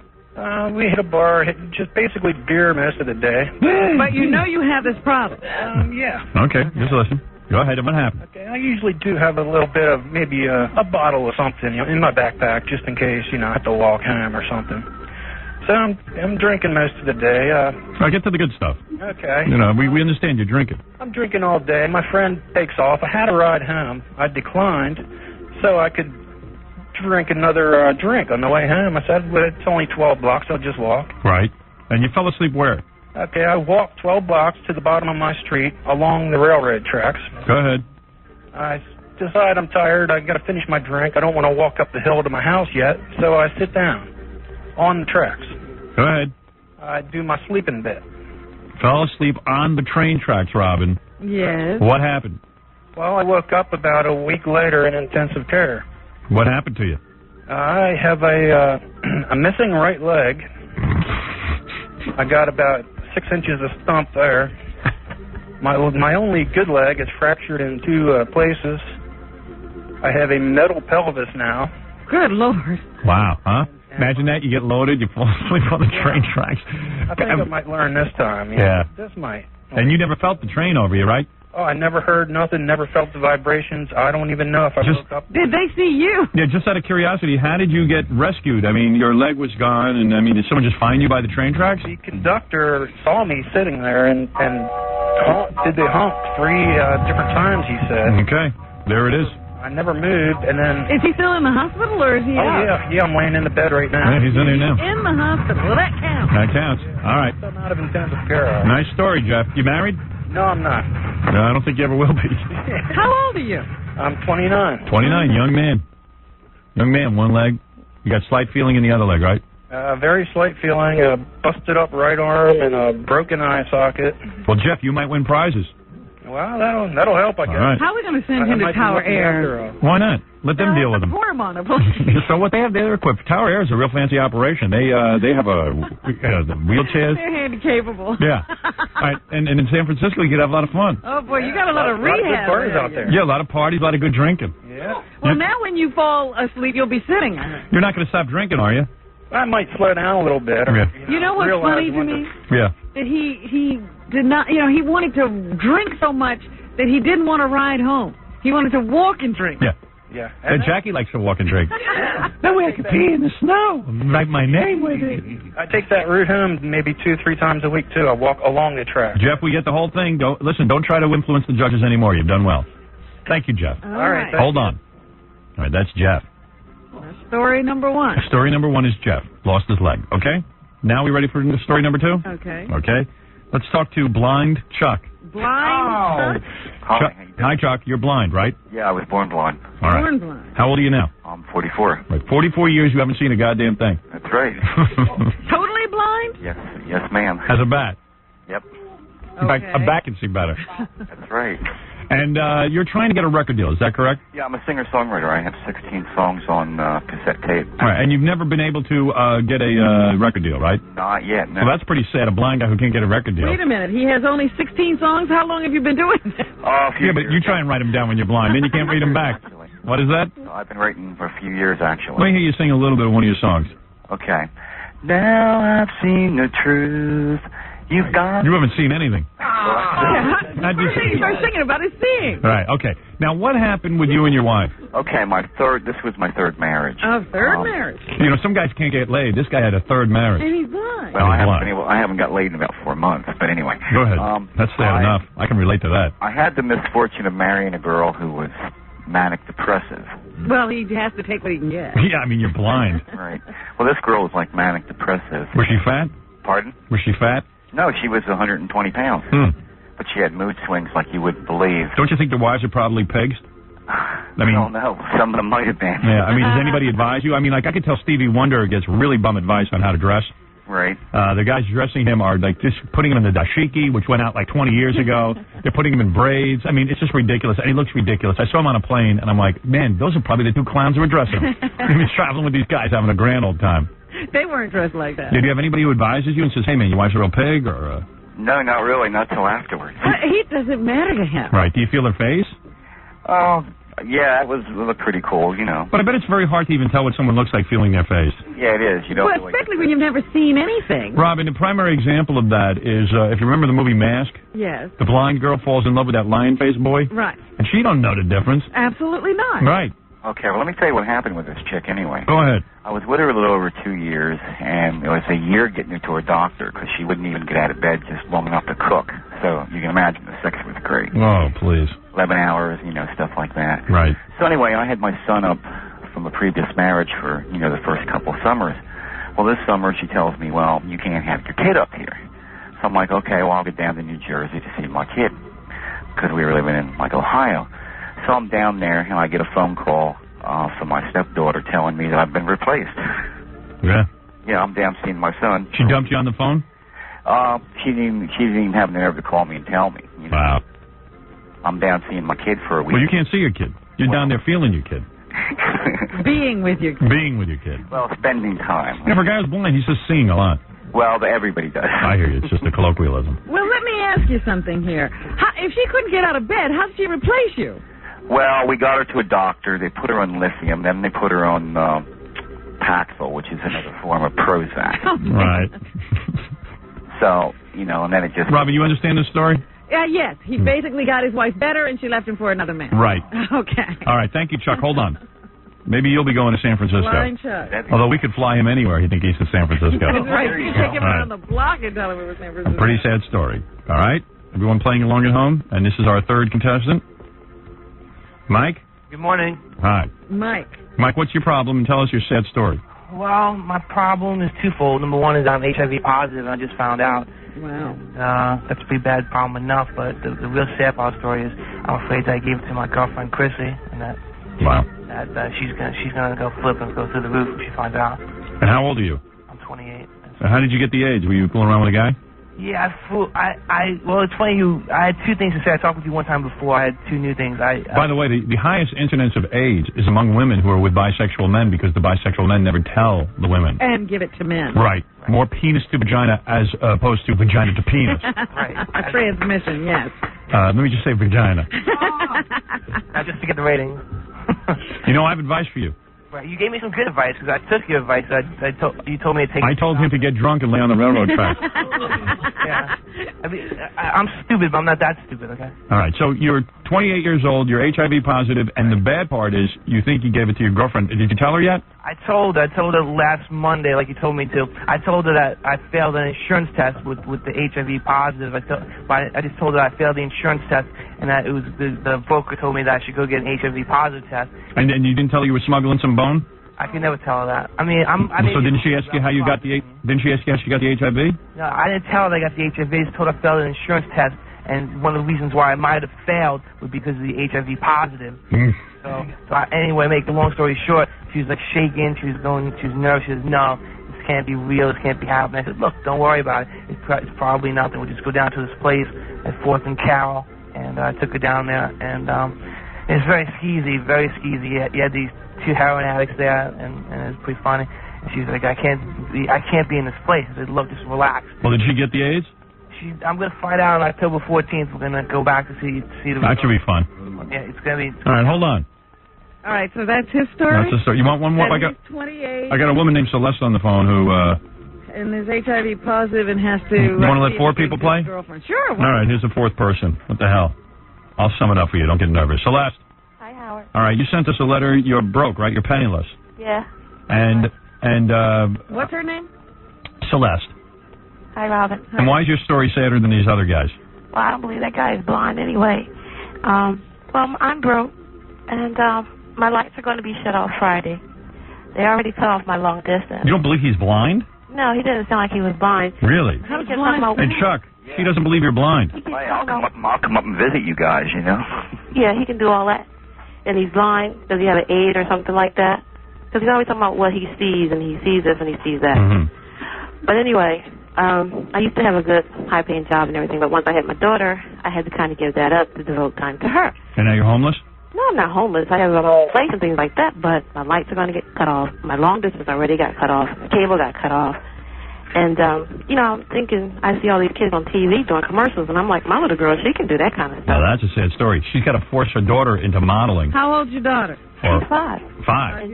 Yeah, send the picture. I've seen this all over New York City. When I used to go down and take the subway, I would see moms taking their little children on the subway to auditions and yelling at them, going, "You better get this job. We got to eat, baby." Well, I don't yell at her. But you should have seen, right, Robin? You were with me.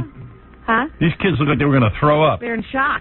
Well, she likes it. We went to the Cosby audition and stood in the line for 4 hours and didn't get anything out of that. That's fun for a child. And I'm sure the kid feels real good about herself because she disappointed everyone. She was rejected. Well, she will. If she gets the commercial, she'll feel really good about herself. And all right, so let's hold on. Wait a minute. How did she wind up with a kid and unable to support it? Well, things happen like that in life, and that's just one of the bad things that In other words, you woke up one day and had a kid.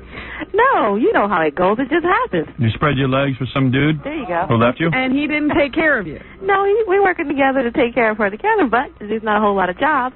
No, you know what it is? She was in slavery. She's a black woman, and it was a white slave master who did this to her. Right. Might as well have been. All right, hold on. All right, Robin, now it's time to decide who will win. geez. All right, here's what you got. You got Jeff, who got hit by a train when he was loaded. And Jackie and Fred, you got to vote too. Jackie, 29 years old. He has one leg missing. He's in the His hospital. right leg is all messed up. His pelvis is metal. Jackie- He's got an eye socket problem and a right arm problem as well. and Jackie relates to this guy. Absolutely. I heard a big groan over Can there. happen to anybody. Yeah. He felt this guy's pain. All right, then you got Chuck, who's blind. He's trying to get a record deal, but never mind that. His wife replaced him when he was on vacation. He got her well. She was Yeah. 6 to 2 years he's married to her. As soon as she gets better, she replaces him with another guy. Then you got Mike, who's HIV positive, and he's 28 years old, and he just told his girlfriend. Well, he And- just told his girlfriend to go get an AIDS test up. Yeah. That's all. That's nice. Celeste, finally, who's broke, and she even got to get her kid into modeling, which is lower than what even Kathy Lee Gifford does to her kid. So Everything's about to be shut off, and Right. so the kid, and this isn't even working out. The kid hasn't gotten a job. no, and the kid's a loser too. Okay, between you and me. Oh, man. All right, so I'm going to go first to maybe we should let the contestants argue with who's the. Let's have a bonus round. What do they win? What do they win? They win a trip to San Francisco. Our air to San Francisco. But only the winner. All right, Jeff, you were hit by a train, right? Jeff? Yeah, that he wasn't hit by a train. Oh, you're back there. How did I get her on the phone? Celeste. Well, that's Celeste, huh? And Celeste, I have really bad heel spurs. I can barely walk and I have to stand 5 hours a day at my job. Really? I'm not trying to win clean for a day. I just beat my kid on TV doing commercials. Let me see if I I can, thought she didn't have a job. let's see if I can get this guy on too. Oh, did I lose her? Hello? Hello. Oh, give me Celeste back. I don't know how to get everyone on at the same Oh, time. It's dear. just so goddamn complicated. She has heel spurs. Yeah, I don't think I can get everybody at the same time. No bonus round. Yeah, that's Jeff, right? Right. You got hit by the train. This is, I thought you could punch down a bunch of these. This is Chuck. Yeah, All right. You're blind. that's right. Let's see if I can do you guys at the same time. Mike, see, I lost him. Oh, No, I'm here. I can't do, yeah, I got Mike, but I don't have Chuck. I can't do it. I can't get them all at the same time. You're going to have to call these people back. Yeah, I wish I could do them all at the same time. I know I can. John, get in here and do them all at the same time. What? He's got to get him back on the phone first. I know. My phones suck. I should win. You have the bad phones. Deal with morons like us. What? So yours is a sad story. You have to deal with morons like us. Yeah. Hey, Howard, can I vote? Yeah, sure. You can get in on it. Yes, in case of a tie. I've got some thoughts about I just want to get all four of them on the phone at the same time. That would be cool. Then they could yell at each other. If I win, I'll give you my tickets to my girlfriend. She has a sad story. Oh, this is the guy with the HIV? Yeah, see, he's getting extra bonus time because I can't get them all up at the same time. I'll put you on hold. Okay. He's going to give the tickets to his girlfriend. Well, you know, maybe I ought to take a lesson in these phones because it just doesn't work out for me. I should be able to press them all down. Scott, come here and just get everyone on. Will you? Yeah, great. I mean, because these guys sit here and study it for an hour and then they press down buttons. I'm on the air. I can't sit and think. Look, the rocket scientist is thinking. This one's on 5, right? Go ahead. Get him on. Okay. Hi. Mike? Hello. Okay, that's Mike the blind guy. Where are the That's Mike the HIV positive guy. Chuck's on line 1 now. I put Chuck on line 1. Chuck's on line 1. Okay, there's Chuck. Chuck, you there? Yeah, I had to call back. I got disconnected. Yeah, I know. That was me. Chuck's the blind guy. All right, and Jeff, get him on. He's on 16. This one? Yeah, 16. Okay, get him on. I'm on. Okay, is that Jeff? Yep. Okay. And now Celeste on line 17. Okay, Celeste, you there? Yeah, I want to say what up to Pat and D and Diamond and Sully. All right, now let's vote. Jeff, Celeste, Chuck, Mike, anybody want to say anything? Yeah, I want to say I don't believe any of these pathetic stories that these guys are saying. You know, I'm honest, I'm telling the truth, and I put my picture into my daughter. It'd be nice if you could show it on the E-show so I can get her some commercials. And the rest of those guys, I don't know what that's all about. Get a job. Can I say something? I got a job. Well, get a better job. I got a better job than you probably do, so Can I say hang up something? and forget it by now. Just say it. You better just yell in there. Yeah, hey, Celeste. I don't want to hear nothing because I don't know you, you don't know me, so Yeah, but you're not even blind prove if my you are point. the blind guy. I can prove my So just point very go easily. ahead somewhere with yourself. I'm not trying to win no tickets for a day. I just, you know, Neither am Howard, I like the called show. in. The show was good. The movie was good. The book was good. I'm not trying to win anything either. I just called Howard to tell him my story, you know, and to see if they want to check out my demo tape. Okay. See, that's bad. I hope they check it out. You guys should be trying to win. All right, let's have some votes. All right. All right, I'm going to go to Gary first, since he's put a lot of thought into this. Who do you want to give Queen for a day? Okay. Baba First of Booey. all, the woman Celeste, she doesn't have any physical handicaps, and I feel really bad for her. But you know, she can always bounce back. And she shouldn't have had a kid, you said. And I will. No, but she has the capacity to bounce back. Okay. The blind guy is blind, and that really sucks. But he's already doing pretty good. He's already gotten a couple of women. He seems to be living pretty well in the world. The guy who's HIV positive, I feel bad that he got AIDS. But it's really stupid on his part that he had unprotected sex with his girlfriend and gave it to her. Like you never did. No. Well, I don't, because I don't want to give anybody AIDS, because I've had that in my life and I don't want to deal with that. So the guy who fell asleep on the railroad tracks is missing a leg and an eye. His life's like ruined. So I vote for him. All right, Gary votes for Jeff for the big trip to San Francisco. Interesting, you know. I like your analysis. I got to admit, that was pretty good, because I'm having trouble with Jeff because Jeff went out and got loaded. See, my problem with Jeff is that Jeff did this to himself. He Keep was going. perfectly fine. Yeah. And he knows he falls asleep in weird places when he drinks, yet he continues to drink until he... Tell me who you think is the saddest story. Jeff has a disease. Celeste doesn't inspire sympathy at all. And so it's between the blind guy and the HIV guy for me. And I just, you know, I think the blind guy. Because at least he was born blind, and he's trying to make the best of a situation. Robin, I might as well vote and go along with you. I have to go with the blind guy as well. I feel that the guy who got hit by the train, he, of course, did it on his own doing. Celeste, I don't know what her story is. She could go out and get a job. Mike is HIV positive, but, you know, hey, in this day and age, don't you know not to have sex with some guys can? And put a rubber on. Did you put a rubber on, Mike? Yeah, so I use rubbers most of the time, but Most of the time. It's like Russian roulette. I mean, you know, you were with the guy's buttocks? No, mouth. Mouth? Yeah. And you got AIDS that way? Yeah. Loser. You can get AIDS from Yeah, but also, look who's talking. You're saying you can get AIDS from oral sex? You can. Really? You didn't even know. So if you don't vote for me, you can't vote for yourself because you get AIDS the same way. I say you were with a guy's butt. You like to say that could get higher ratings, but I'm telling you the truth. You're telling me you've never done a guy's butt? No, I'm not that much of a fag, to tell you the truth. You're half a fag. Exactly. If you saw You're telling me you never suspected. You're telling me you got oral sex from a guy and you got AIDS. Well, I say you gave. I'm saying you gave oral sex to some guy. You didn't give oral. Excuse me, Celeste, shut up. Oh. You're telling me, because you're all on the line, you're telling me you gave oral sex to some guy and that's how you got it. I didn't say that. I said I received oral sex. I told you. I'm telling you he gave oral Wait a sex. second, you can't get AIDS. You can't get AIDS from getting oral sex. That's right. You could, but Howard, Celeste, shut up. It's possible, but you would have the guy. Hey, Mike, I'm saying you gave somebody oral sex. All of that's pretty disgusting. Celeste, be quiet for a second. Celeste, who cares? Maybe if you give some oral sex, you'd be richer. Word. Mike, I'm asking you a question. Yeah? Mike. Right. Celeste, shut up. Who is she talking to? She's talking to herself. She's trying to prove she's a schizophrenic so she'll win. I'm talking to my peeps in Philly. Yeah, well, Celeste, shut up, or I'm going to disconnect you. Okay. I'm almost going to let you play. Excuse me? Mike. Yeah. You gave oral sex to a man. I've done that, yeah. Okay, that's what I wanted. That's the admission. If I get oral sex from a chick, you know, I ain't getting no AIDS. No, it's almost impossible. Not impossible. Right. And he probably did some other things. Yeah, and he probably was involved in the buttock area.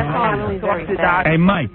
I have to talk to a doctor now. Like I have to go like every 3 months. Mike, you were probably involved with some buttock stuff. No buttock stuff. All right, okay, let's go. So I'm going to go with the blind guy because I feel like the blind guy, being blind is about the worst thing in the world. Everybody else kind of like And he didn't do this to himself. He was born this way. He's trying to make the best of a bad situation, and things keep happening to him. All right, Jackie, go ahead. Same thing. It's a no-brainer. Right. The first guy brought it on himself. The third guy brought it on himself, and Celeste can do stuff to help herself. Poor guy's born blind. All right, Fred, what do you say? Celeste should just get a job. She should be working. F Marv, F Jackie, F Fred. I say F Mike is too sick to travel. Right. And you don't want him getting on that airplane with the recycled air. He's got that virus. And you don't want to go into San Francisco. Exactly. We're only going to spread it more. Spread it more. That's a good point. Yeah, you're not homophobic. No, just health conscious. Yeah, health conscious. Yeah, that's what it's called, health conscious. Go ahead. It's a toss between Drunk Jeff or Blind Chuck. And I agree with Robin. All right, Blind Chuck couldn't help it because he was born away. However, if he goes to San Francisco, what's he going to see? Right. So I might be voting for Drunk Jeff because at least he can see. All right, Drunk Jeff. San Francisco, I can help my daughter get, onto commercials. Oh, stop prostituting your daughter. You're not getting any votes, Celeste. Yeah, Celeste, you're out of it. All right, the winner is Blind. I'd rather be HIV positive, but I'd rather be HIV positive than be your daughter. I mean, you got to. Hi, Robin. Girl up so badly. Shut up. All right. Your daughter. Shut up. Go screw yourself. I don't need You already to, did, right? You already screw myself and screw you, baby. Oh, shut up. Just shut up. All right, the winner is Celeste. Blind Chuck. Celeste didn't get one vote. Hi, Howard. I think you're great. Thank you. And Actually, though. Blind Chuck? Yes. I had somebody read me your book, Private Parts. Great book. Thank you very much. My Chuck is not blind. All right, there it is. Queen for a day, Robin. Oh, my goodness. I've never seen people scrap over music so badly. And the winners will be going to a San Francisco courtesy of Tower Air. Yeah, Chuck will have to find another date. The Man, prize is gone. all that bickering. Paul Rodriguez is in next. Jeff didn't even fight. No. We'll be back. Paul Rodriguez, who, he said a few things about me, but... Slime? No, when I said slime, I was referring to Howard Stern. Slime. All right? He makes Beavis and Butthead sound intelligible. Fartman, it's a very sad state of affairs when a movie like Fartman can actually get funded. That tells you where it's at. I actually respect Heidi Fleiss more than I do this man. At least when she somebody, she kissed them. We'll be back with the Howard Stern Show in a moment.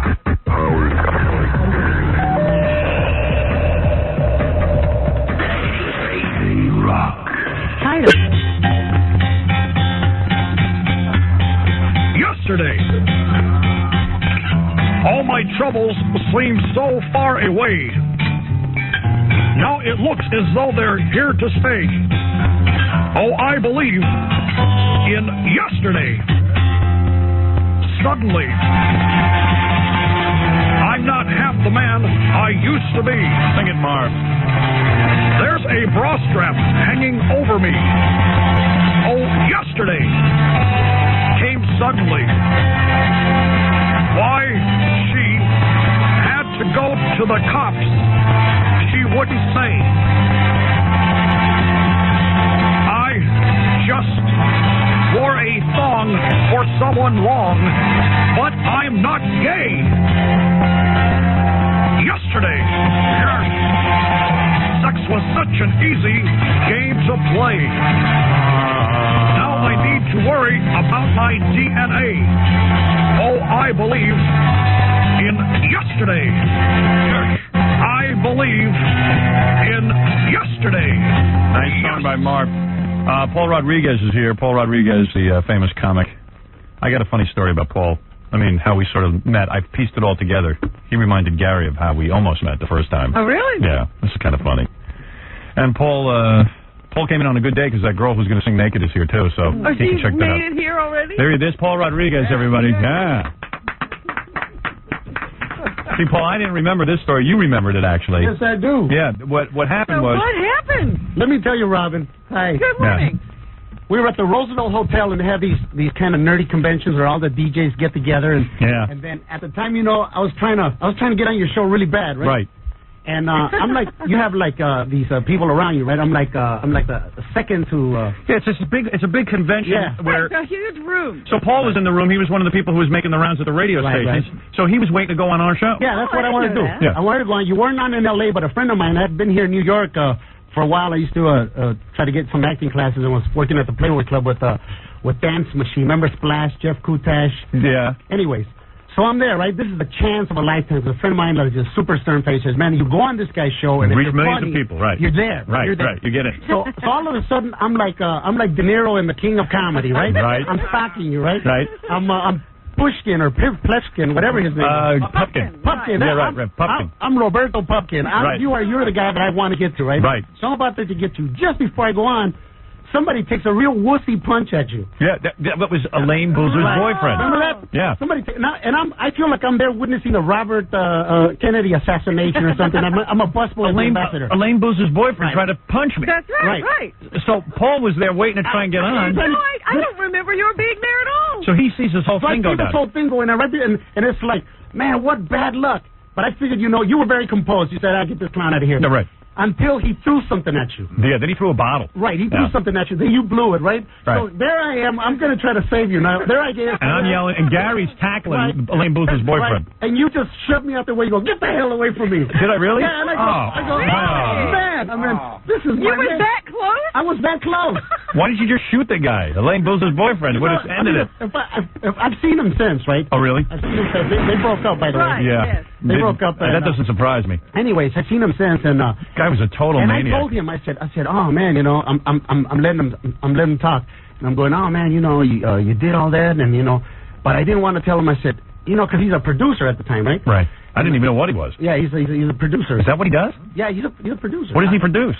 Hey, everybody in Hollywood, all you need is to go to Kinko's, and you're a producer. Right. You go to Kinko's, and you go, hey, I'm a producer. They sell you a kit, and then you become a producer. Yeah. So that's where we got off on the wrong thing, and I do remember. No, but what happened is. How could that be? No. What happened is, so Paul got bummed out when he saw Elaine Boozer's boyfriend try to punch me. Right. And so whatever. I don't remember pushing you away. Yeah. Really? Yeah. It was like it got crazy because all of a sudden, all the radio disc jockeys who want to be you, right? They're not even on the air anymore. They're trying to cover the fight. If you remember, there's a lot of the crowd. There's a lot of them rooting for you to get hurt. Yeah, it was. I'd say 99% of them. So you must have thought it was from like the Mexican radio station. I don't know. But you got a good forearm, homeboy. You went, get the hell out of my way. Really? So after that, I said, man, if I had like 2 minutes to tell them that like I'm a fan, right? And I'm like, happening. And so what happened is, then Paul had called a couple of times, and for some reason we didn't have him on or whatever. I remember having discussions. So then Paul, for whatever reason. So Paul figured, well, okay, what the hell? You thought it was related? Right. And I was always a big Paul Rodriguez fan, actually, which is weird. Maybe I didn't notice it in the midst of it, but I was always like a big fan of his comedy. I never knew he was there. Howard, I figured, you have so many tongues up your ass already. Right. You didn't have room for mine. Right. We did that kissing ass. So I had nothing to lose. To me, the best part of the story is that years later, Paul is backstage at Comic Relief. Wait, let me finish the story. I heard the tape. Yeah, it's great. It's great. Wait, but this is so great. I'm at home watching Comic Relief. I'm going. When did he turn on you? Well, I don't know. You'll hear it, right? You heard it this morning.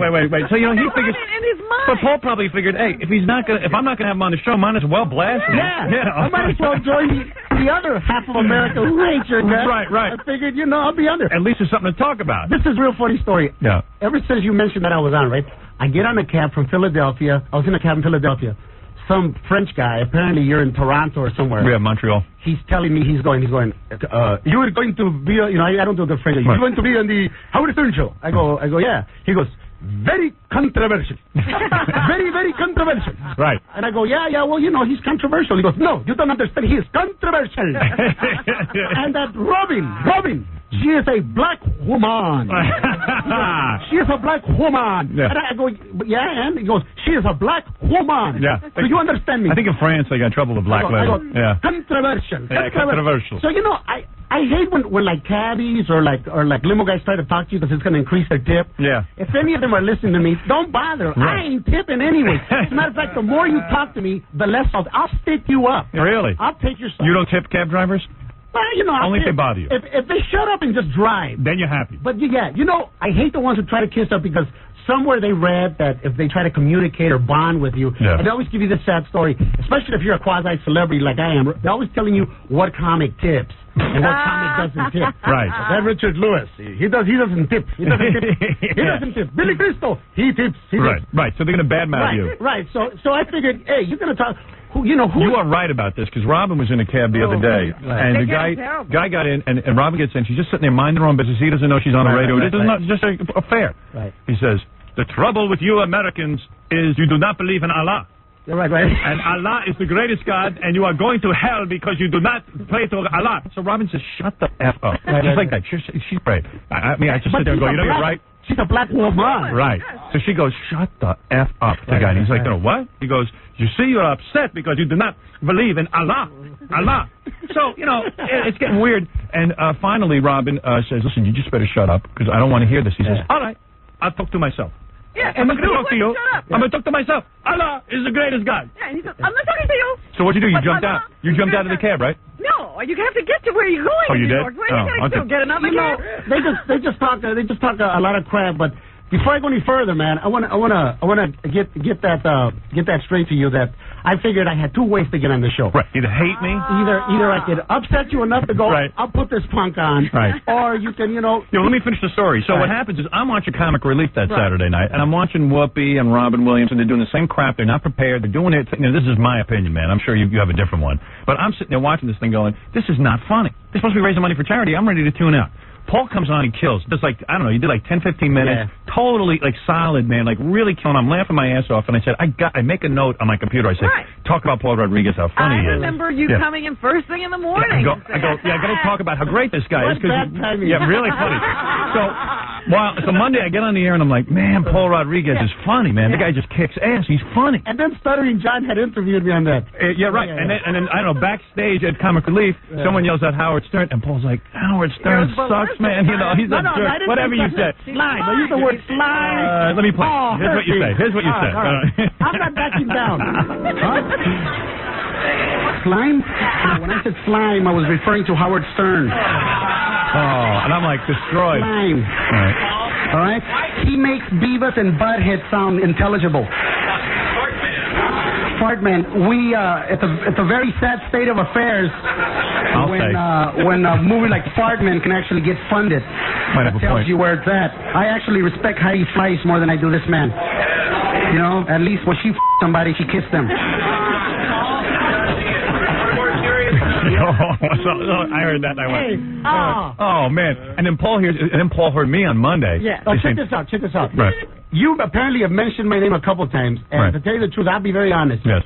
I don't listen to your show because by the time you get on the air, but you're asleep. I'm just throwing her out. Right. You know what I'm saying? Yeah, you got a great sex life. I live up to every stereotype. You did the smart thing. Paul, here's some facts on Paul. Okay, I did a little research. His status at all. By the way, Paul has a new comedy CD. That's why he's here, Cheese and Macaroni. And you can also see Paul live tomorrow night at the Improv in Phoenix, October 12th at the Paramount in Austin, and October 23rd at what is that, Viejas Casino in San Diego? Yeah, it's an Indian reservation. They got some big wampum. Yeah, all of a sudden it's great to be Indian. The buffalo has returned. Yeah. They give you money if you're Indian. They have huge. How do you prove you're an Indian? Because I think I might be one. Anybody can be. I'm trying to be an Indian right now. Yeah. I want to start small. I'm going to open up like in my garage. Yeah. I'm going to have like local slot machine. Yeah, local boxing. I'll have my friends beat the hell out of each other. They're Mexicans. They're good. They're really good. I'll bring in a black guy and I'll have two white guys commentate on the finesse. Yeah, let them beat each other up and then start small. There you go. People will show up. I'm going to work up, work my way up. Every day, Paul's right, because every day I go out on the street, I see two black guys boxing, and I get it for free. Yeah. That's unbelievable. But I think what you have to do to become an Indian is to get two other Indians who are already in the club. Oh, you want to know something? Hey, you know who needs a gig? Marv Albert needs a gig. You could get him at your house. I would love to have Marv. I would love to have him. I'm all for the panties and the biting and stuff. Have you ever worn panties? You don't do that, do you? No, but I would. You would. It ain't like it's beyond me. But you wouldn't invite another guy into the situation. That's where I draw the line right there. See, I'm a guy. I understand. I understand two women. Two women, I understand. But I don't understand. What's the other guy for? Well, I think for Marv. I think Marv actually might be gay. And needs an excuse, like he's having trouble coming to grips with it. That sounds a lot like you're a piece of remember those toys or those that you used to play when you were a kid? An erector set. Yes. Like you give and receive. For example, this contest that you just had. Yes. First of all, Queen the guy, Corday. Yeah, the guy with narcolepsy. Yes. He should be on E! Entertainment. He should have his own show, right? Okay. The other guy... Let him fall asleep in the different blind guy, locations. you should hook him up with Anthrax. The guy's got like 16 songs. He could help his career. Blind people are talented. Let's face it, right? The guy who gave AIDS to his girl, he should go straight to jail. Right. Straight to jail. Get rid of The him. AIDS war where, That's right. like, you know, you can... He knew better. Right. Right. And the lady who's pimping her kid, she needs to be clubbed like a seal. This is where I stand on See, this. we should have had you in on that game. You could have voted. I got you for another game, though. I got you pegged for another game. All right, You're going to be playing What's Up With My Secret. Look, and I got some. Hey, you're also lucky here today, by the way. There's a girl who called me earlier in the show. I just saw her. She's in the... She wants me to play her song on the air. She says she'll stand here naked and perform it. Can I tell you something? I just saw her. Yes. Have her keep her clothes on now. Really? That bad? They said that she's about 5'10". No, actually, she's not bad. I guess I just saw her with her clothes on. Yeah. And you're saying keep them on. Well, yeah. You don't want to see her naked? No, I just don't want to see her humiliate herself. For all we know, she's the next Carly Simon, you know? Trust me, she's not. She can probably sing. Yeah? You don't want to see her? Anyway, you were saying you have some scoop for me? Yeah, you know what? I did the Danny Aiello roast. Yeah. And they had like every comedian on the... That was a big roast. Danny Aiello was I was roasted. just reading about that in the Right. paper Yeah, today. at the Friars Club. Now, this is where I always get in trouble because... You're honest. You know what I'm saying, right? Yeah. And what happened is that Zena's there, right? Zena, the princess Right. on TV, yeah. And I have a choice whether to talk bad about Danny Aiello, who has a brother who's like doesn't understand the concept of roast. Right. Because the night before... Why are you saying something bad about my brother? He damn near killed Pat Cooper, who's a great friend of yours. Right. This guy is like, he looks, you know, and if you've ever saw Goodfellas, he Yeah. makes them look like punks. Yeah. He's like the real deal, right? So you don't want to upset So I Danny don't want Aiello. to upset Danny Aiello, so Right. I figured, you know, it ain't wise to make fun of Italian Americans. Right. Because they ain't connected. Here in New York. You know, Right. in LA, I could probably get away with it, but not here. Right. Here, I'd be part of Shea Stadium, you know? Right. So anyways, so I go up there, and this is they put me on last all the time, right? Which Right. upsets me. Right. I'm probably the only guy still with a foreskin on the table, you know? Right. The You only- have your foreskin. The only, Right. I'm a Gentile. It is. You know, they look at it first and they go, what, you know, like, what is that? And then you peel it, and then, you know, The surprise on their face. Yeah, especially like Wow. if you have a tattoo on it, you know? Really? But you don't. No, I do. I have one that says, hola. So you were saying you're on the roast. I'm on the roast. By the way, I had Zena on the show. She was very, very dull, very boring. Right. She wouldn't say anything. Life of the party. Lucy Lawless. Go ahead. Lucy Yeah, Lawless. right. And I'm looking at her. I'm sitting next to Donald Trump. It's not every day a Latino can go through somebody's pockets like that, right? That's right. So I'm sitting next to him, and I got really nothing, you know, after every joke or reference to the mob, or, you know, so many punks, so few plungers, after every... Right. Every joke. Every joke, right? I've got nothing left, so I figured I'll roast the roasters. Right. You'll go That up way there. I could live and endear myself to them. Right. Barbara Walters has been up there, her and Joy Behar saying, no, you're the greatest. No, I'm the greatest. No, you're the greatest. No, I'm Right, the right. greatest. It's a lot of kiss fest. Right. Right. That's not the idea of a roast. It's not. Right. It's not. Go ahead. I should explain that to Danny Aiello's brother. Look, Right. it's a roast. Right. You're supposed to make fun of people. Yeah, that's it, in a loving way.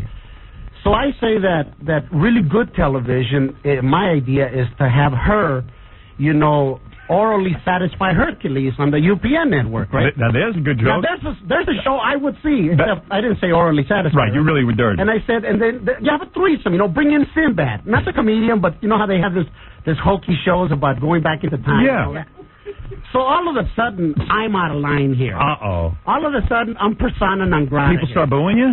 No, they laughed. They did. They laughed, but the people on the dais were like, let's face it, these guys, I mean, God bless, they were legends in their times, but, you know, Henny Youngman. Right, he's a little old. He died a month ago. Nobody told him. It's like Weekend at Bernie's with this guy. Right. I went to shake his hand. I swear to God, there's a string and a guy. Working him. Working him. Abe Pagoda's there. Right, And he's old. the youngest one on the dais. Right. So you were trying to add a little life. You know, why would they invite me, Howard? There's no blacks on the dais. Right. Oh, there is. There's Michael Spinks, but he's not talking. Right. Because he can. Right. And then, so I'm representing all the people of color there. Did Lucy Lawless get mad at you? Did she come over and say something to you that you made fun of her about all these satisfying Hercules? Her handlers. You know how stars are. Ah. You know, her handlers, which are like, you know, basically, you know, how can I say this, effeminate. Right. You know, like, what are they going to do to me, you know? Right. I mean, I'm really from the barrio. Right. You could actually beat up somebody. I'll fight. I'll kill you. I'll fight. You know, if the comedy doesn't work, I'll fight. You would beat them up right on stage. Hey, you know, I would have beat them up. How about that for a roast? Paul Rodriguez just beats up people on the dais.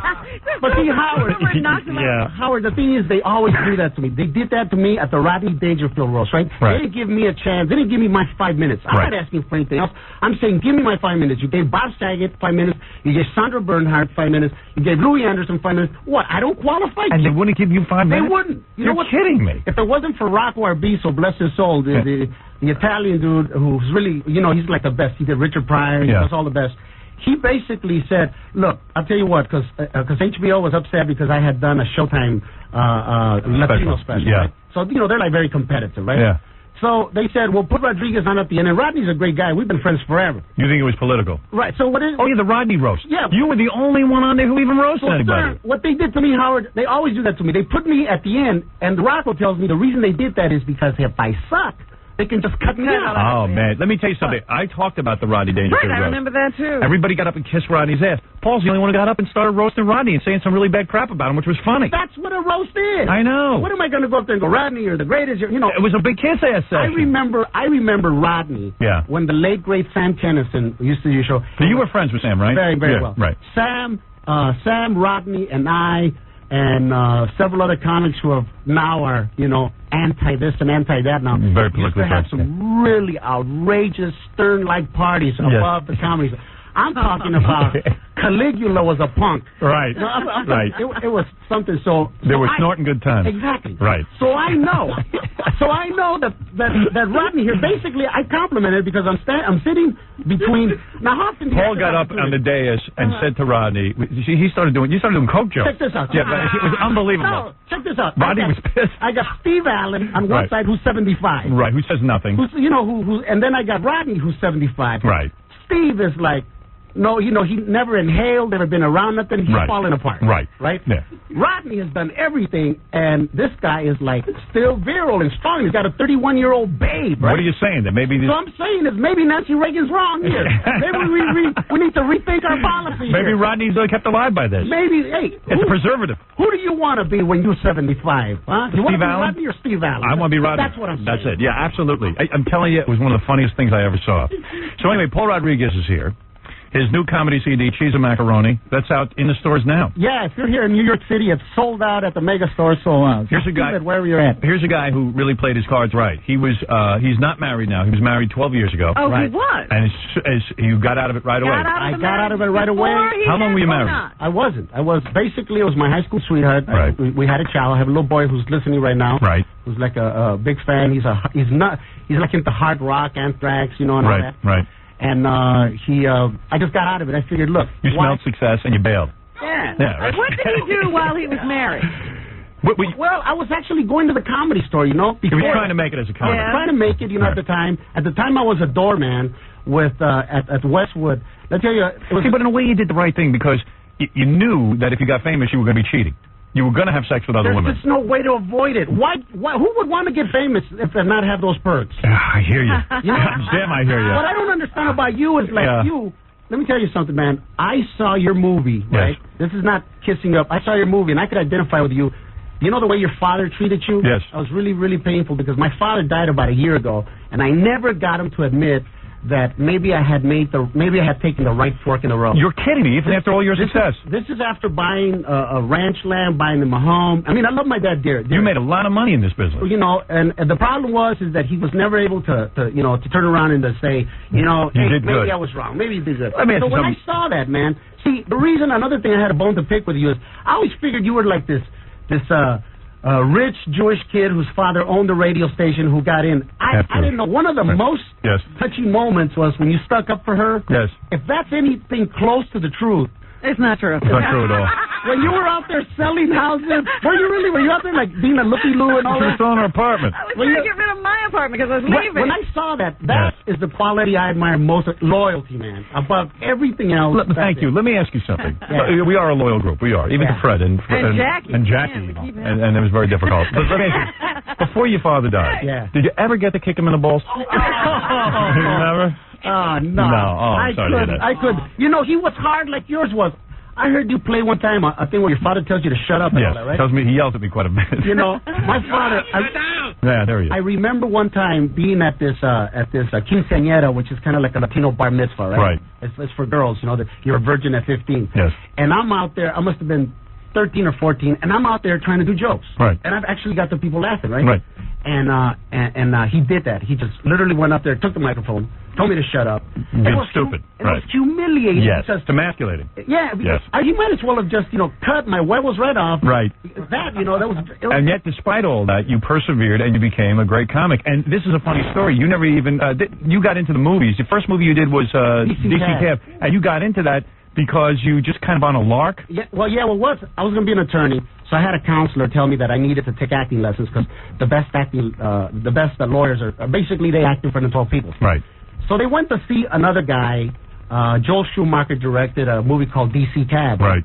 So I got out of the Air Force. I was going on the GI Bill. Didn't have a lot of bread. Right. So this lady came to see this play where I had like very small party. She says, they're looking like for a crazy Cuban, Puerto Rican gigolo guy. And I said, well, really, I'm not interested. I'm going to be an attorney. And she goes, well, they'll pay $30,000. 30 grand. I'll go get an attorney. I'll Yeah. become Monkey Boy, Right. 30 Do whatever grand. I'm you Brando, Yeah. So I show up, and Joel Schumacher's there, and I go up there, and I read the part. I go, hey, man, it's tough to be a man, baby. So I just start talking off the top of my Putting head. on the accent and the whole thing. The guy gives me the job. It's Wow. 30 grand. Wow. In 1978, 30 grand. That's a lot of money. That's a lot of money, right? That's real 30 grand. So I pay for my college, and then, the taxman takes his pound of flesh. That's right. And all that. Well, here's another interesting story. I'm in Florida. Right. I'm doing DC Cab. Yeah. And Gary Busey's in the movie, and Gary Busey are hanging out. And by then, they even would put, blow into the budget of the movie. Right. You had to. Back then, they always had coke in the... They did. It was just part of the contract. That's right. When you're not a star, they give you a cubicle. One of these. Basically, it's a toilet and a seat. Right. Yeah, you don't get a big trailer. So I don't know which one mine is. I went in there, I open it, right. And I see Marion Barry there, and there's the mayor of Washington. The mayor of Washington. I can prove this, man, because this is libelous right here, right? Right. Go ahead. We were at the Florida Grill doing this movie. At the time, Mr. T was on the cover of everything. Right. But, I opened the door. I don't know who the guy is. Right. I don't know Washington, D.C. Right, you don't have... But I know that what's on the table there isn't, talcum powder. Talcum powder, right? Right. Now, can I say I saw him snort? No. Well, Marion Barry? Right. Can I say I saw him snort? No. But I can say it was there, and he was there. And he was there. Wow. Right? You can put him in the same room at the same time. I don't know who he is. Later, at the wrap of the thing, they introduce the cast, and they go, this is the mayor, right? Right. And I'm going, the mayor? I'm going, oh, no. I said, man, this is a cool town. I said, how much trouble can I get into this town? You're safe. You do whatever you want. Right. When the mayor's doing better stuff than you are. The mayor's doing blow and wow. I wanted to move there, I wanted to move. Right. You said right away, this is your kind of town. It's my kind of town. And, you kind of just, and then you hung around the Comedy Store, you knew guys. You tell a funny story about Jimmy J.J. Walker at the time. That was the guy at Kid Dynamite. Right, from Good Times. Good Times. At the time. He was the biggest star. Right, he was the biggest star. Letterman used to write for him. Right. At the time, for $5 at the Comedy Store, Richard Pryor was working out his material. Right. So you could see Pryor. Then what Dorman did, which was Kennison, myself, I think Dice was already there, Mandel, Jim Carrey came a few years afterwards. What a group. And then, what a hell of a group. Right. And then at that time, doorman is like if somebody has a traffic accident or is delayed, they put you on, right? Right. So at the time, you could see Robin Williams, Jay Leno, Letterman was the MC. Wow. You could see Yakov Smirnoff. Right. You could see Gallagher. You could see all Robert Klein. Just great lineup. All these guys who became big names. Right. Big lineup. Right. And basically the other people that would hang around was the Dice Man, who I've seen I've heard on your show. He used to be funny years ago. The sad thing about... You probably knew when he was funny. You probably knew when he was funny. he was funny for a while. He was very, very, very funny. Right. How's the guy lose it like that? Well, what I don't understand is this. What happened is that when he started to change, when he tried to become like a softer, more nice kinder, Dice, yeah. He missed the point that those people were never going to like you in the first place. You can't win them over. And then you lost your core. You can't win them over. You can't win them over. If you today, Howard, turned around and tried to suck up to the French, you think that tomorrow they will go, oh, Monsieur, he's not controversial anymore? I'm very honest about how I feel about World War II and what happened with France. I mean, I'm a student of history. France knows what they did. But it's just like we were talking with Academy Awards like a week or two ago. You can't go sucking up to those people. That's right. You never had them. Never going to get them. I'm living proof. I'm right here on the Stern Show, and I called him a slime bag. There you go. It's the only way to win. It's the only way to win. All you comments out there. There you go. For one of the Stern. Bad mouthing. No, you're here because you're funny. I mean, the point is, you know, right after that that comic relief thing, you saw that Showtime special he did, and you came back and you raved about it. And I know he doesn't like me. Every time. I was honest. I said, I know they don't like me, but I don't care. I mean, he's funny. Every time that. When you went to L.A., every time the phone, every time you would mention my name, the phone would ring. I got two friends that I know are listening right now because they think it's the biggest deal in the world, right? The Sanchez, Senor and his son Mark Sanchez, they're like the biggest Stern fans. Yes. When you went to L.A., these guys actually slept 2 days to get your book signed. And these are greid friends of mine. You should stop being friends with these guys. And I said, you know, where are you hanging out? Yeah, you better. I said, I wouldn't wait for Jesus. I wouldn't wait for Jesus with a crucifix for anybody, much less 2 days, right? And let me tell you one of them, Mark Sanchez, for example. Yes. He's Academy Award nominated makeup artist on Selena, and he did he's a smart guy. He's a great guy, and he's like a big Stern fan, right? And he would always tell me, man, don't dog him, man. The guy likes you, man. I said, I've tried to get on a show. I've already dogged him. He's not going to have me go. To the contrary, man. His mind works the opposite. That's what you think. You don't like people that will suck up to him. So you're doing the right thing. You're going to wind up on the show. Yeah, and you are on the show. Help me out with this next bit. This woman has been trying to get on, Paul. You're here. And then I want you to play this game. All right. Because I have an idea here that you'll like this. First of all, a woman called me earlier in the morning. Her name is, I don't even know her name, to be honest. We never got her name, I don't think. She's a Macaroni. She's a Macaroni, the new CD. She wants to be famous. She says, listen, I would like to perform my song naked. Well, her brother called her brother called for her, yeah. You know, Howard, this young lady's probably listening to me in the I'm not dogging her physical appearance. Right. I'm just saying that, Do you think that's humiliating? Yeah, if she can sing, why take her clothes off? I think you take your clothes off. Listen to me. Are you a man? Ixnay. Hey. You're going to talk her out of taking her clothes. No, I'm up for it. Yeah. I mean, What the hell am I thinking? No, this is a very attractive woman. I mean, listen, you're not Lonnie Anderson. Not Lonnie. She's not attractive anymore either. I'm telling you, you're not. She's not attractive. You're not Pamela Anderson. Let me understand something. You're 5'10". You say you weigh 125 pounds.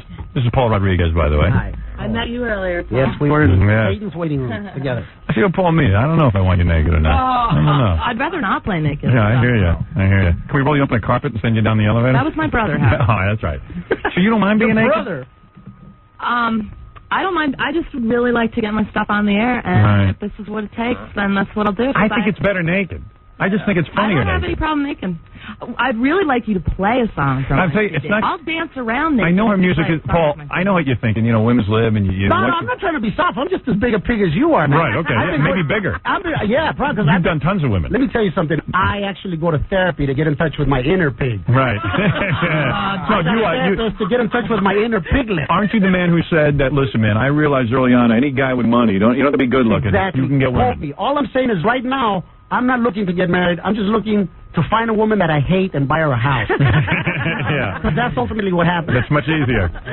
So I don't think it'll be any good if you keep your clothes on and sing. So at least if you're naked, it could be kind of fun. Well, let's make it fun. Let's make her sing, and if the singing is not all that well, it'll be, we start taking it off. Hey, hold it. Yeah, go ahead. I like that. If you make her sing, and it's not any good, why should she take her clothes off? Well, here's the deal. This is show business. But I'm not talented, so that means she's making. All right, I tell you what. Why don't you start the song with some clothes on? Right. All right. And we'll stop you if it's not going well. How about you play my CD and I'll take my clothes off while you play a song on my CD? Okay, just stand over there and get your guitar, whatever it is you do. Forget your CD. Forget your goddamn about your CD. I just want to see you naked anyway. I don't care. It has the drummer from Fish, the bass player from Prince. Who cares? Get up there. Get up there. Get up there and let's. Here's a woman trying to make it. Hey, let me tell you something. This isn't Dick Clark. This is Howard Stern. And then, Paul, you're going to be on a panel with two other people, and you're going to be playing What's Up With My Secret. There's a guy who has a secret. You got to guess what it is, like the old game show. Blindfolded. All right? All right. Now, this is some kind of trick. No trick. This is some kind of sexual harassment. No. This girl looks kind of normal. I am normal. Yeah. I'm taking off No, your you're clothes. not. Is it normal? All right, start this song, and then I'll give me 10 seconds of this song. Did she move to New York for her music? Oh, I hope not. Oh, okay. That's what hurts. her whole life is probably to become the next, I don't know. Joan Baez? Joan Baez. And unfortunately, we being the pigs we are, we demand nudity. Nudity. She didn't have to come in. No, she likes to be nude. She really believed in her music. Come on, Robert, you're the feminist here. I'm telling you, if she believed in her music, she would be here. All right. Let me hear like 10 seconds of your song. All right. And then we'll decide whether you should be naked. Okay. All right. I don't mind being naked. All right. Well, that's good because you're probably going to be naked. Oh, Howard. All right. Here we go. Tracy Chapman played nude in here to get her started. Is that right? That is correct. Jewel got started here. Jewel I was just accomplished. noticed that Fiona didn't have to take off a thing. Well, you don't need to. Got a label deal. Once we were lovers in All right, hold it. Stop 1 second. Stop for a second. Stop for a second. I want the shoes off now. No, I say she gets naked. I say she gets naked. Come on, Paul. Don't hang me up. What am I not gonna? You already cut me up, and nothing even came out of my mouth. Trust me, the song will be better if you're naked. Yeah, All right, strip down. appreciate the Please melody. strip down. Please strip down right now. This is absurd. I'm not going to listen to this unless you're naked. I'm sorry. What did I tell you? If you started off this way, you'll never see it. We'll never go against you again, Robin. We'll never go against your feminine intuition.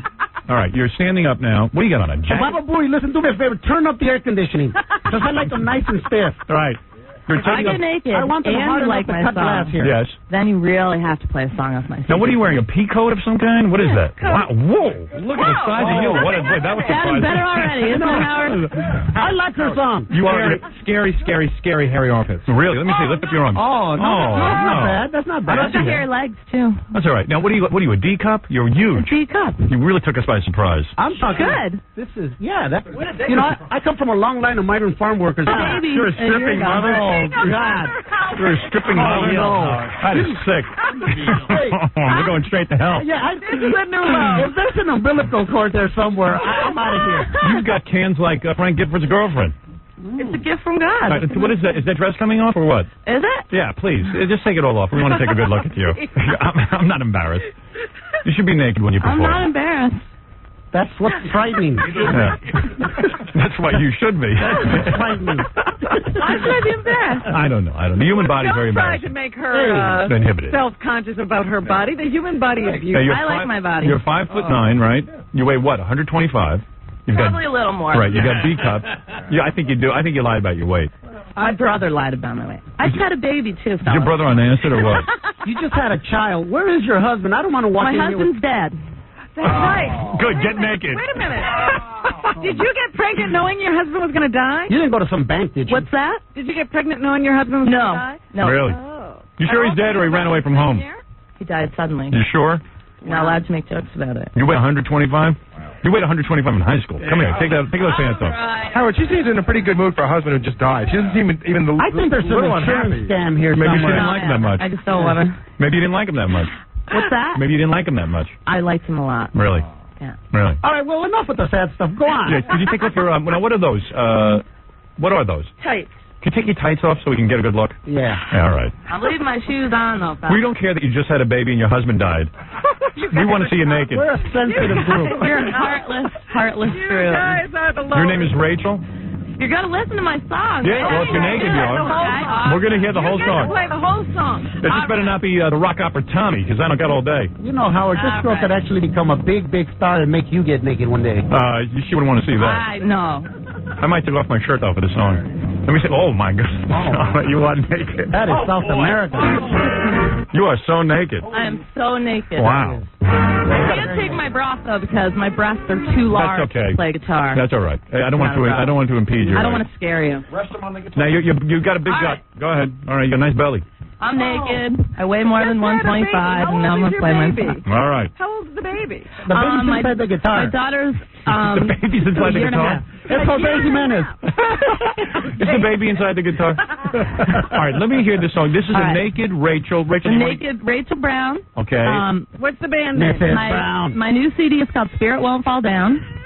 And it has such various cast members as John Fishman, the drummer from Fish, Rhonda Smith. I said you could play. I don't want to hear your history. All right, I have all this static in my headphones. That's all right. That's because they're wireless. Okay. All right, go ahead. Just stick those on and let's hear this song. She's totally nude. Paul Rodriguez is here. You know, he's got friends at record companies. He can help you. Yeah, I got my own label now. I wish you'd play my CD because it's so much more rock-oriented, but I'll give you the unplugged naked Give me version. unplugged. Give me unplugged. What is the name of the song? The name of the song is called Bayou. And what is that about? That's about guys that went by her. They went right by. They drove right by when they saw her. Hey, I'm a comic. What That's right. do you It's want funny. me to do? What do you want me to do? What do you Here, want be to do? serious? What do you want me to be? Politically correct? Yeah. All right. Go ahead. All right. All right. Here she is, Rachel, naked and singing. Bayou. Right by you. Once we were lovers and then you said let's just be friends, and now I'm feeling I don't know where does friendship start and love end. Where does love end? Thought you could read me like some big open book, but your book has some chapters that have been overlooked. Overlooked by you, darling, by you. By you, darling, by you. Yoo-hoo. I used to drink that. Yoo-hoo. I'm looking at the hair on your Do leg. you remember the garden before the sin? Do you remember how it felt to be in? Brought to you by Why don't you shave your legs? Deep within. Anybody have a razor? Deep within. Thought you could erase her from your big open book, but your book has some chapters that have been overlooked. Overlooked by you, darling, by you. Should have thrown the guitar in the hole with her husband. By you are cold. She's singing her heart out. Darling, by you.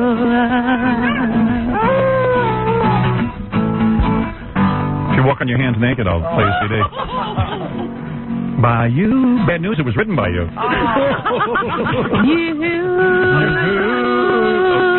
Not over.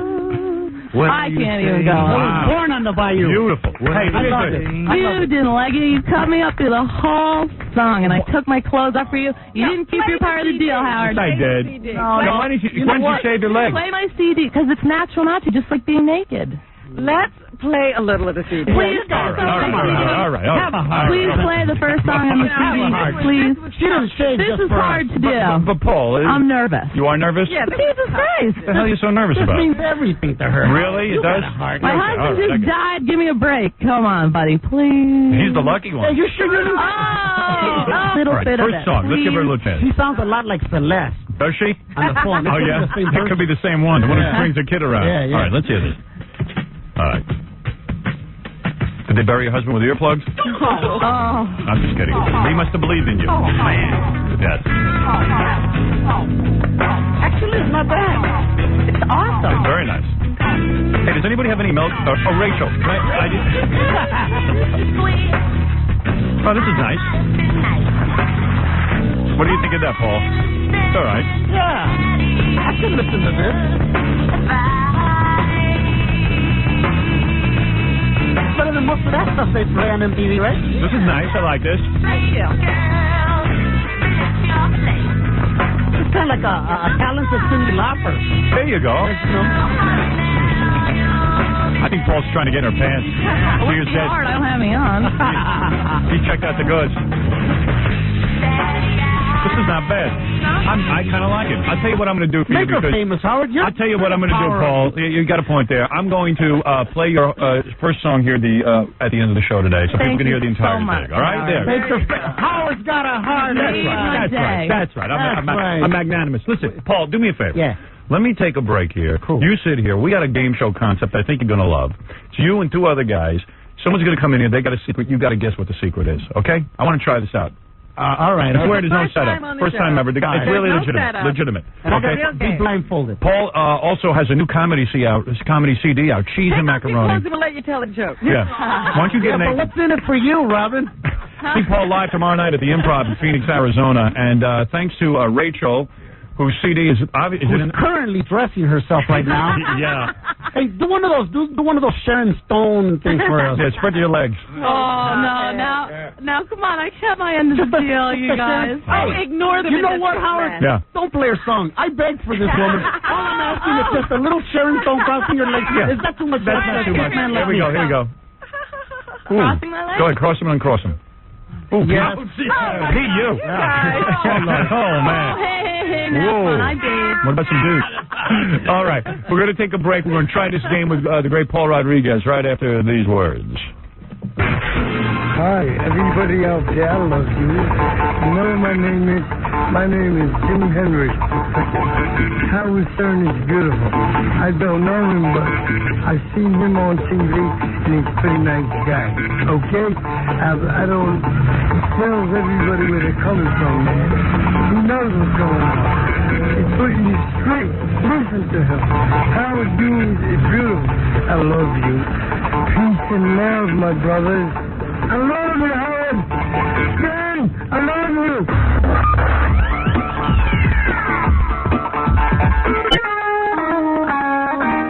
I'm a big fan of Heineken beer. I love it. I'm not a big beer drinker, I'll be honest with you. I don't drink a lot of beer. You drink beer, Paul? Yeah. You do? I do. Heineken was the first beer I ever had. It is made the same way since I don't even remember. 18-something. 83. Right. 1883. I was in the Air Force. I was in Holland. They make it there. They got the Red Stars. Good stuff. You were there when they first invented it. You're amazing. Whatever. Just to be on your show, yeah. Here's the thing. Heineken is so good, and people say to me all the time, what does the Red Star mean? The Heineken Red Star. You ever notice the Red Star in the bottle? Yeah, it's not communism. No, it's not. It means authenticity. Hey, maybe it means communism. What? No. You know the Red Star in the Heineken bottle? It means authenticity. Because what used to be, the old brewmasters would put a Red Star on their sign outside their shop, and that would indicate to the people that the beer was ready. It's the same thing in India. The fine girls have like a red star in the middle of their eyes. Right. It just proves quality. That's the same tradition. Those are the girls who will put out. Whenever you see a red dot on an Indian woman's head, You know, she's good. you're in luck. She's your Slurpee babe. Heineken.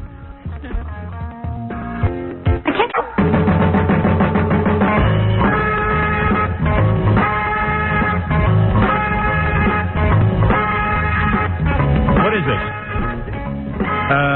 Metrex? Metrex is great. You guys into a Lonnie, I know you're not into bodybuilding. I'll tell everyone who's here. We're going to play a game in a minute.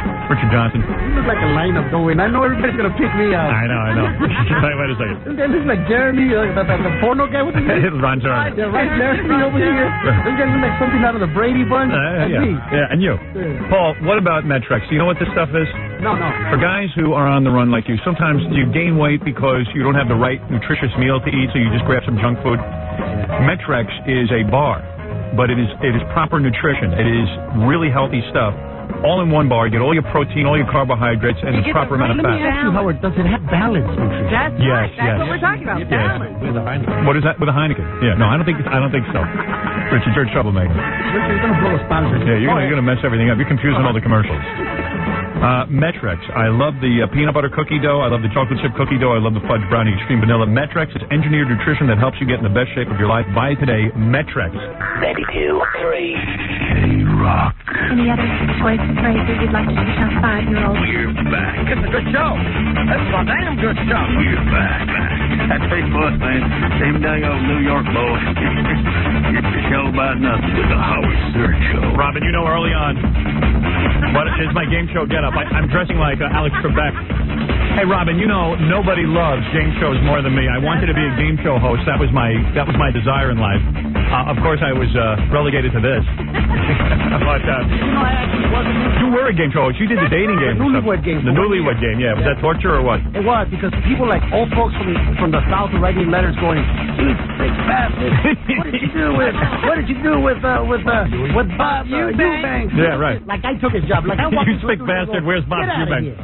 I thought I was getting the most hateful mail. Really? They didn't like the idea of a Spanish American. They didn't like Spanish American. They didn't like the big bastard. All right, so let's try this game. Maybe you're a better contestant than you are host, okay? Paul Rodriguez is here. His new comedy CD, Cheese and Macaroni, in the stores. He's going to be October 12th at the Paramount in Austin, Texas. I've got Richard Johnson here, who writes the great column in the New York Post, page 6. He gets all the good stuff on people. All the dirt. Paul, you do anything wrong, this guy will have it the next day. I wish. I've been trying to get some print. You know, I've had oral sex with a chicken. I've done things to get on your column. I can't get on your column. Richard, you always have all the big stories, right? Like today, what's the big story in the page 6? This is a very good question. I haven't seen the paper yet today. No, so you didn't don't know what you wrote? Did you even write it? Not prepared. There's a guy who's having way too good a life. His wife's a little piece of ass, too. I've met her at some parties. She's not prepared. She's pretty wild. You should have all the trash. You know, who's doing what? Yeah. We must have a paper here. Of course. Well, how come you didn't know? How did Marv Albert get away with this stuff for years, and a guy like you never knew?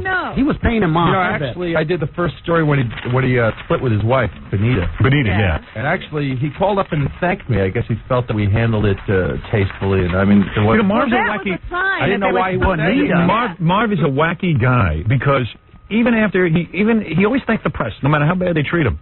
Like even after I saw him. But you know what? Richard is making a point. See, there must be more bad stuff. So he's thanking him for not finding the other stuff. Right. Oh, you think that's it, huh? Yeah. I wonder why he called. Yeah, you didn't write about the donkey I was with. Thank you. Spokesman for Polygroup. Yes. I have always wanted to ask you this, Richard, and I hope I'm not prying. Why is page 6 on page 8 of the next paper? It's not that interesting. I think that what happens is now you get a package of stories. You want to keep all them together. When something like Marv happens, Takes up 10 pages. 5 pages isn't enough. Yeah. Right. The readers need 10 pages at least. Our next panelist, who to me is the greatest guy on the whole goddamn planet. This is your hero. I love this guy. I would do anything for this guy. If he asked me tomorrow to jump off a bridge for him, One I would of do your it. children. Lonnie, who runs Scores, is here, Robin. I am so honored. Lonnie Hanover, who opens up the doors to Scores to me. You are really, what a great guy. What a club this guy runs. Really? You ever been there? No, I haven't been there. I've never been to That's Scores. why I hasn't gotten on page 6. Really? Really? You got to get over there. I got to go on, yeah. I could tell, like, it's good, right? Howard? No, it's so good, yeah.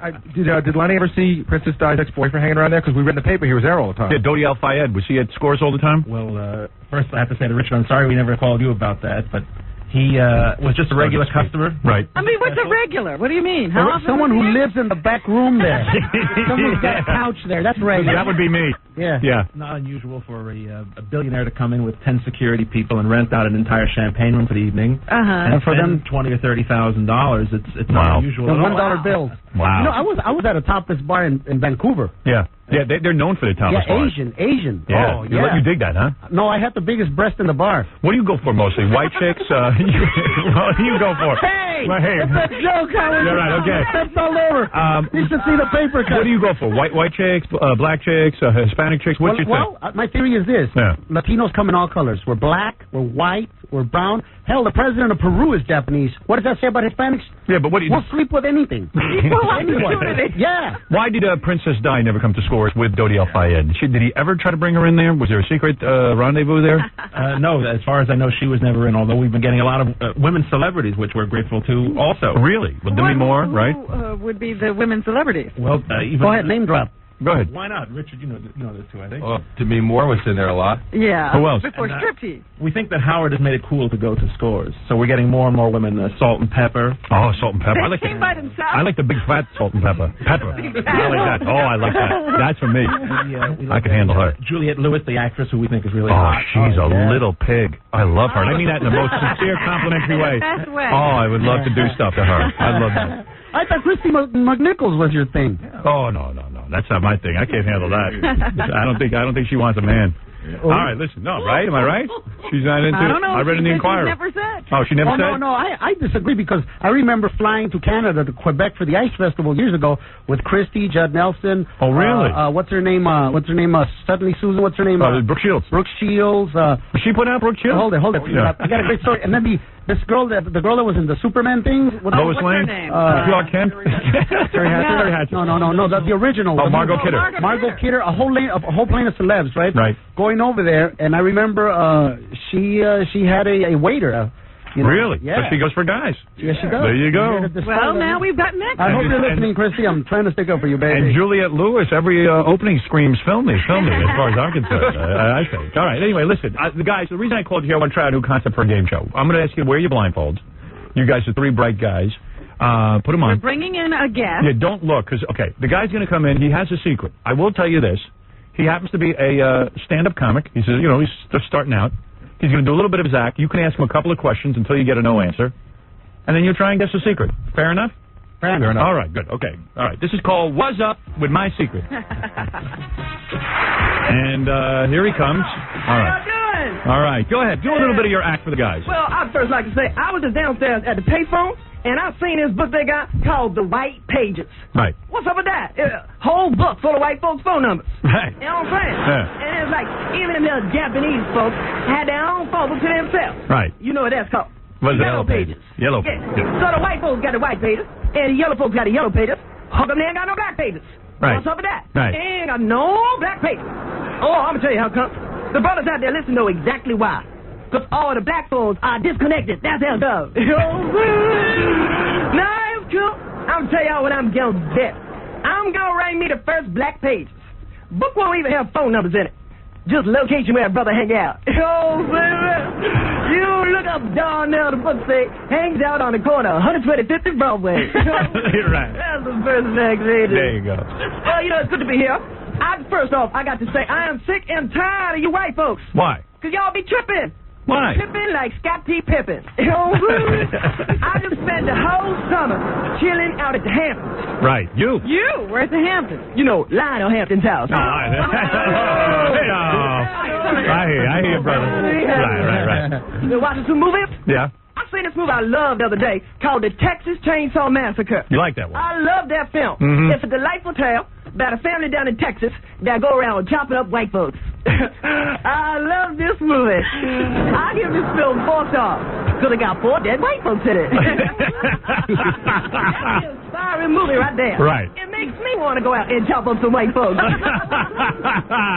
All right, listen to me, my brother. What's up? All right, now there's 3 contestants here. I'm going to go to Paul Rodriguez, who's a professional comedian. He's going to ask you a couple of questions. He's going to try and figure out what's your secret. Paul Rodriguez, go ahead. What is the secret, Paul? Are you live? Am I live? Are you here in the studio? Hell yeah, I'm here representing. What kind of question is that? All right, that is a yes answer. You can continue. Keep going. Okay, are you black? How black I gotta be? I ain't no clown trying to be brown. You got to ask him a yes or no question. That is a yes or no. Are you black? Oh, it is. You got to get your contestant. Well, you better answer. Are you a black man? Answer the question. Well, answer the question. The answer. Don't be raising your voice at me, fool. I'm supposed to cap your ass right now. Hey, Paul got it, I guess. That's the secret. The guy's a white guy. There you go. I tell you something. Nobody else got the point. I know. I should have started with Paul. You know we why? all knew it. Lonnie, you knew that too? Not a black man. Richard, did you know it? I knew it immediately. Really? Oh, yeah, well, no, you know what it is, Howard, is this. Wait a second. First of all, I heard this guy's tape, and I said, Did "There's you no." really? I heard him on tape, No, and I never thought he was a white guy.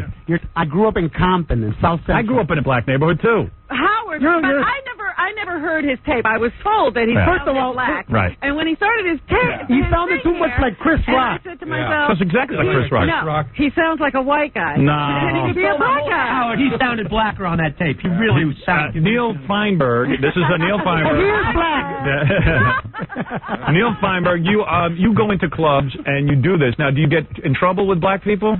Actually, the black people like it sometimes more than the white people. Right, white people don't like it. Yeah, the black people are like, oh, he's so crazy. The white people get politically correct, and they tend to up and look at the black people to see if they have permission to laugh. Right. So how long have you been doing this act? I've been doing it about a year. I think it's funny. Yeah. Well, thank you. You know what? Why don't you come on my show in a couple of weeks and try being a Chinese guy? Maybe that'll work out for you. I don't know. Trying to be blacker. No, I mean, because he wasn't being very, very black this morning. Really? Well, Neil Feinberg, you can order his cassette of comedy or his collection of short films for Black only like me. $9.95 by calling 1-888-STANKHO.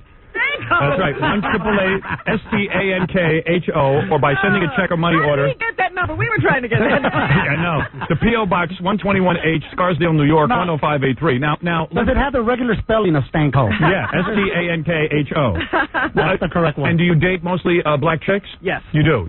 Are you Primarily. Are you what they call a wigger, a white guy who likes to be? He's a De Niro type. No, basically, Black I should explain, Ethiopian. Right. should explain why I do this. I'm not one of these white guys who really wants to be black. Right. This is really a satire on the militant, anti-white, anti-Semitic black comics that I was surrounded by at the Comedy Store, which you were talking about earlier. Right. You know, the Eddie Griffins, the Paul Moonies. People really hate Jews and white people. You feel they hate Jews and white people? don't- That ain't fair. No, I don't think But so. they're not here to defend themselves. I can defend myself. I never heard Paul Mooney do anti-Semitic stuff. Me neither. Paul said just a week ago, you know, that I think you got Louis Farrakhan confused with Paul Mooney. Yeah, right. It's very possible. I think you got Jesse Jackson confused now. Remember his You look like Angela Davis. Yeah. Now, you wear this big afro wig when you're on stage? I do this to satire these comics who just hate white people and get on stage, you know, and just attack Whitey and the Jews. Now, is it going to be exciting? I mean, is this the kind of thing that you think your career's going to take off from this? No, it's just something I want to do for a little while to make my point. I see. You know, and have you been booked on any other TV shows or radio programs? No. Why don't you do my spot on Conan tonight? You want to bring him out. I'll get. You know what? They told me to do 5 minutes on Conan. I don't really want to do stand up, right? Right. So what I'm going to do is I'm going to bring him on as the Black Paul Rodriguez. Yeah. You guys ought to work out. I'm going to tell Conan. You know, Conan, I'm so above and beyond just doing stand up that now I have like a stand-in to do stand up for me. Yeah. I just do couch now. You're telling me you're telling me on Conan tonight he's demanding you to stand up? Yeah, they want me to do stand up. Well, you should be sitting and paneling and doing the couch. Well, you're past that. What can I tell you? You know, really? You got to prove yourself. Really? Yeah, I'm a little shocked. Conan had to prove himself. You know, I got to go out there and do stand up. Conan can't I get didn't want to do chair. stand up, but they said, oh, you know, we really want you to do stand up. So you know what I'm gonna do? I'm going to listen to Conan's opening jokes and do the same one. And I'm gonna do the same one. I love that. I'm gonna do it funny. That's good. I like that. Conan, if you're listening right now, you don't have to kiss up. No. I'm gonna do that. I'm gonna do. I bet you I'm gonna die a dog's death, but I'm gonna have the courage to go up there and do his same joke. Are you really doing that? I think that's terrific. Hey, if I do that, will you plug my album again? I'll plug it 20 times if you do that. I'll tape it tonight. We'll replay. I will do that. I'm gonna go up there and do exactly the same jokes, and the joke will be that the audience is gonna think like. I think that's brilliant. I'm gonna do that. Paul Rodriguez, thank you for coming in. His new comedy CD, Cheese and Macaroni, in the store. See Paul live October 23rd at Viejas Casino in San Diego. He'll also be tomorrow night at the Improv in Phoenix, Arizona. He'll be on Conan tonight doing Conan's jokes. All right, I will. That's right. And Moon the Band tonight, will you? I'll promote you for a week. I was planning that anyway. Please. Richard Johnson, page 6, kicks ass, man. It's definitely one of the great Give me some print. Give me some print. Yeah, talk about Paul. Give him a break, all right? Talk about how you tortured that poor girl Rachel today. I was wondering while I was listening to that. I know. Howard, when you were a kid, did you used to pull the wings off flies? No, I was very gentle with flies. He saves all of his viciousness for humans. People is who I hate. That's it. By the way, turn to page 8 of the New York Post to find page 6. There you go. Lonnie Hanover from Scores, You Are the God of All Men. Well, Howard, I want you to know we're throwing another party for you. When? But Richard is not invited because he might write about what goes on. That's right. That's right. Can I get in? And Paul, you're only in town for a day, so you come by tonight after you take. I'm coming back. When you come back, we'll take you over there. We'll have a really good party. Now let's thank Neil Feinberg. Do a little sticky there. I just seen this film the other day called G.I. Jane. Right. About some crack-ass white hoe want to join the Navy SEALs. Right. I say, Honkin, please. You know that's some fictitious-ass movie making right there. Right. Why don't y'all make a real movie about a black man want to join an all-white country club? You know what I'm saying? Yeah. Instead of G.I. Jane, you call it G.I. Don't think so. All right, there you go. Neil Feinberg. That works. Yeah, you're damn right. 1-888 Stank-Hole. You call up there, P.O. Box 121H, Scarsdale, New York, 10583, and that's how you play What's Up With My Secret. Can I plug my live appearances? Go ahead, baby. Do it in that voice. Well, you're really boring as a white guy. Go ahead. Yeah. This Saturday night, I'm going to be all up in the Gotham Comedy Club in New York City. Wow. And the number there's 212-367-9000. And then on Sunday night, I'm going to be all up in the Boston Comedy Club. And that's down in Greenwich Village, where all the white folks hang out. In real life, adult Jew, but man, he makes a hell of a black guy. And there it is. What's up with my secret? What's up, baby?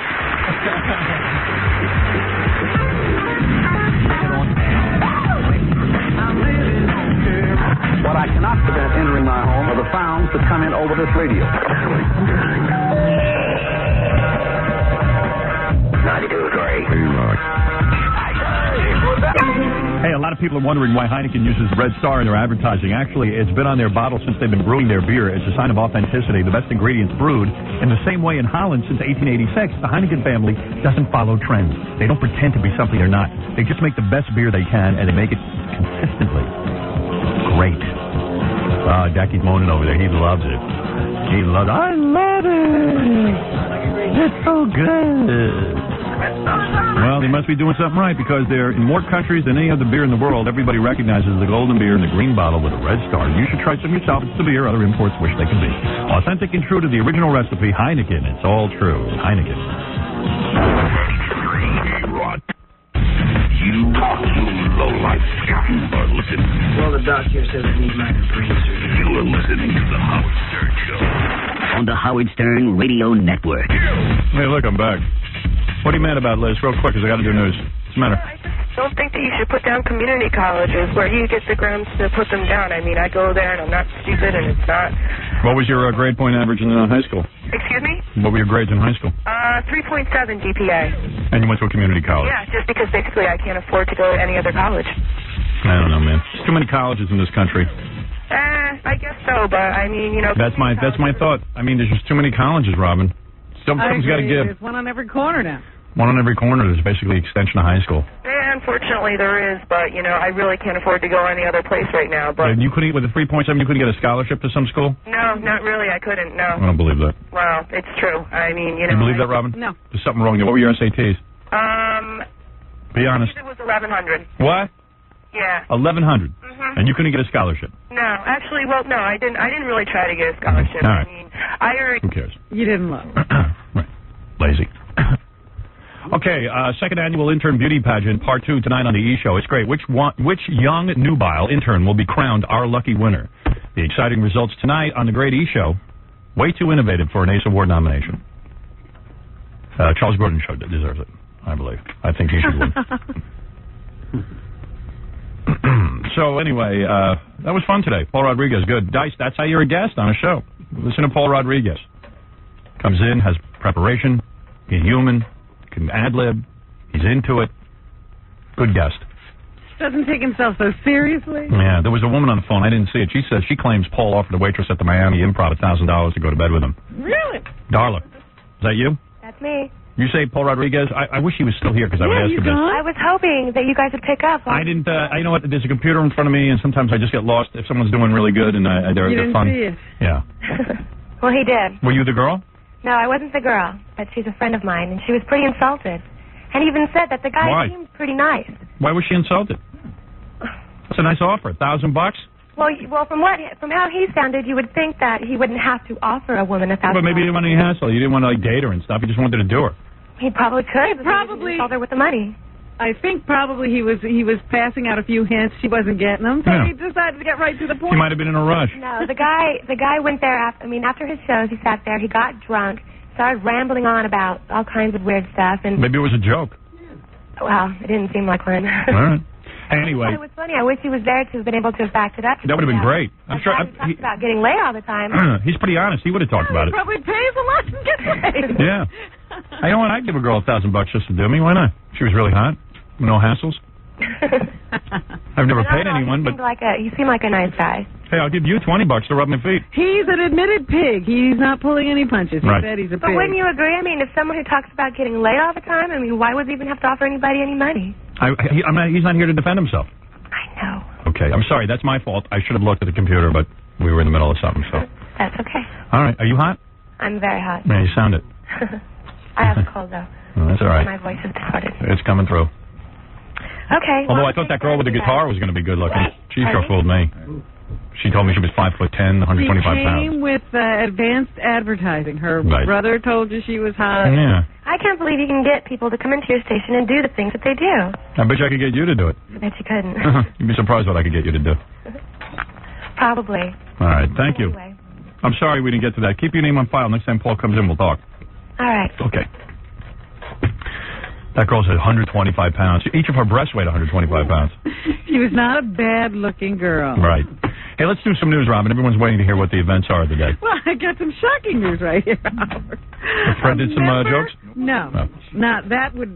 We'd have to close up and go home if that happened. Fred, could you make more noise over there? I'll do my best. Yeah, please. I mean, He just wants you to know he's here. all right. With the news. A member of the opening act for tonight's Rolling Stones concert in Winnipeg has been arrested by Canadian customs officials.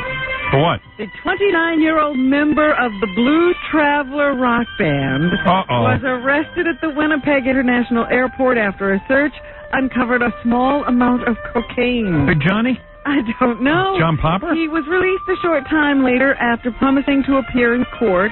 Police have not released the musician's name. Well, John's 29. The Stones rolled into Winnipeg last night for their premier Canadian concert.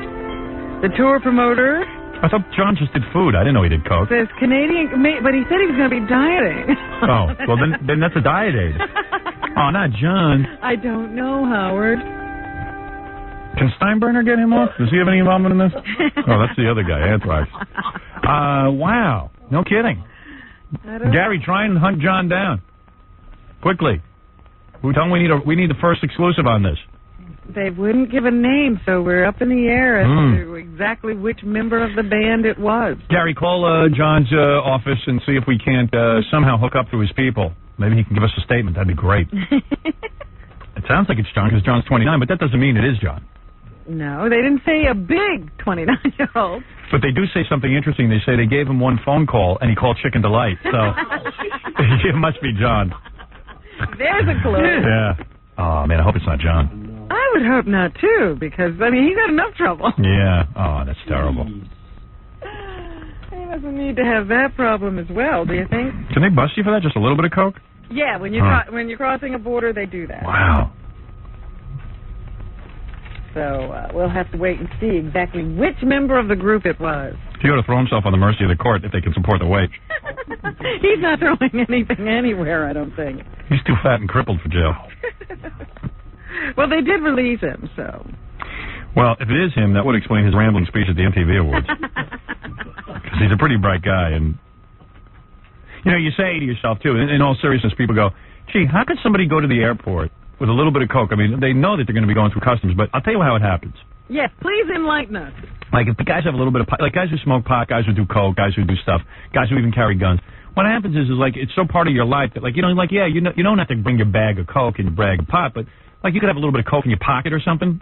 You know what I mean? Like you don't even remember because it goes in different. Like you forgot that little packet right there. And then when the guy busts you, you go, "That's not that. That's like not that." I see what I got home. Yeah, you can see what I got in my house. Yeah, if I was really carrying a lot bigger package. Like guys with guns at the airport, they don't go there trying to, you know, like famous actors, like I don't know who got caught recently with a gun. What's his name? The guy who looks like Fred. Oh yeah, Kristen Slater. Yeah. What happens is if you're into carrying a gun, sometimes you forget you have it. You know what I mean? You got it on you. You carry it every day. And then all of a sudden you're like, oh, yeah, well, you go into the airport, you forget you even have it on you. Then you shouldn't have a gun. If you're that spaced out. You obviously don't need it. Yeah. You don't remember you have it. Yeah. So anyway, that's that. Well, what are you going to do? Right. I don't know which member of Blues Traveler it was, but one of them has been arrested and detained at the border in Canada. All right, we'll try and get that info. Possession. They say that this court case and the loss of employment that is affecting Marv Albert will cost him about $5 million. How do you figure that? And legal fees and the loss of income. You know, here's the crime. Who do you know? I don't know how long this lawyer worked on the case, Roy Black. Where did he come off on $1.5 million legal fee? 1.25. I think you're exaggerating. Who do you know gets 1.25? I mean, honest to God. Like, we make good living. We only get a 1.25 for a month. I mean, you hire a lawyer 1.25 for a simple case like that? Obviously, he didn't do a very good job. Yeah, I mean, can't you get a discount for the fact that you're... What is a good one called? Oh, my God. One who can get you off. 1.25. I mean, how do they figure the hours to come up with 1.25? Well, you know, even when they get on the phone. Oh, my God. That meter is ticking. It is such, you know, the criminal system, in order to get, like, good representation, you got to pay $1.25 million for a case that's not even, what is it, a misdemeanor? No, this was a felony. Was it? Yeah. Jesus. Gee whiz. This is insane.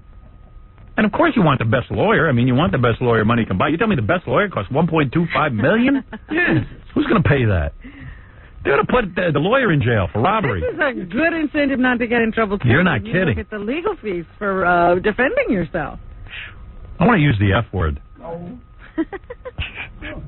So they say that Albert was believed to make close to $3 million a year in combined sportscasting salaries from NBC and Madison Square Garden. He also had advertising deals with Hanes. That's a good one for him. Hanes. Oh, that's weird. Hanes makes pantyhose. Get out of here. Marv Albert had a deal with Hanes? Yes. No. Yes. Did you, Marv? Yes. Hanes and Rolaids, two things he could use. Right. And hair clip for men, I think. And assorted income from bit movie and voiceover roles. So Right. he had a lot of income coming in. Then there are the legal fees that could top $1.25 million, according to estimates by top criminal lawyers. Wow, that's Haynes. That's funny. And then, of course, there were the spin doctors. He had to hire publicists. Those guys? And all kinds of people like that to work on his damaged image. Yeah, I read like that guy Howard Rubenstein. Yeah. He's supposed to be a big hotshot public relations guy who gets people, who are in trouble getting good press. Uh-huh. They were listening to how much he gets. $15,000 to $25,000 a month. Jesus. $15,000 to $25,000 a month. Who is worth $15,000 to $25,000 a month? A PR guy. A guy who gets you some articles in a newspaper. What a Pretty load. funny. Dan Clores, the guy we work with, is quoted in the paper saying, well, at least he didn't kill anybody. Right. He won't be that hard to rehabilitate. Dan would like $15,000 to $25,000 a month.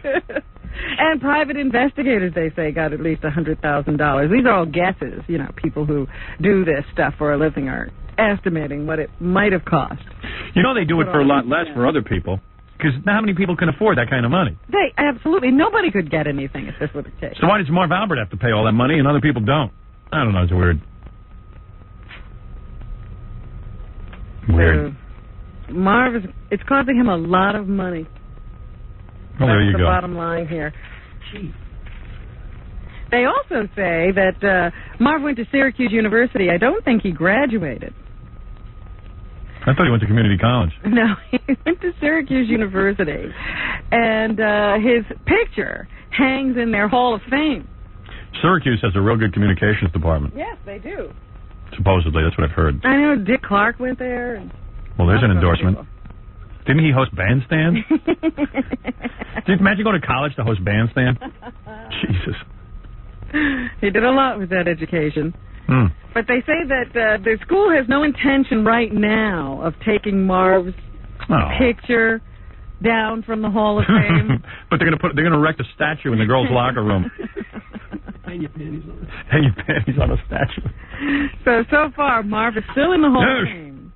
But Dean says he knows nothing about whether Albert's departure from Syracuse University, he didn't graduate, had to do with a term paper he may have borrowed from his Sigma Alpha Mu fraternity. Marv was in a fraternity? Yeah. Had to be the nerd fraternity.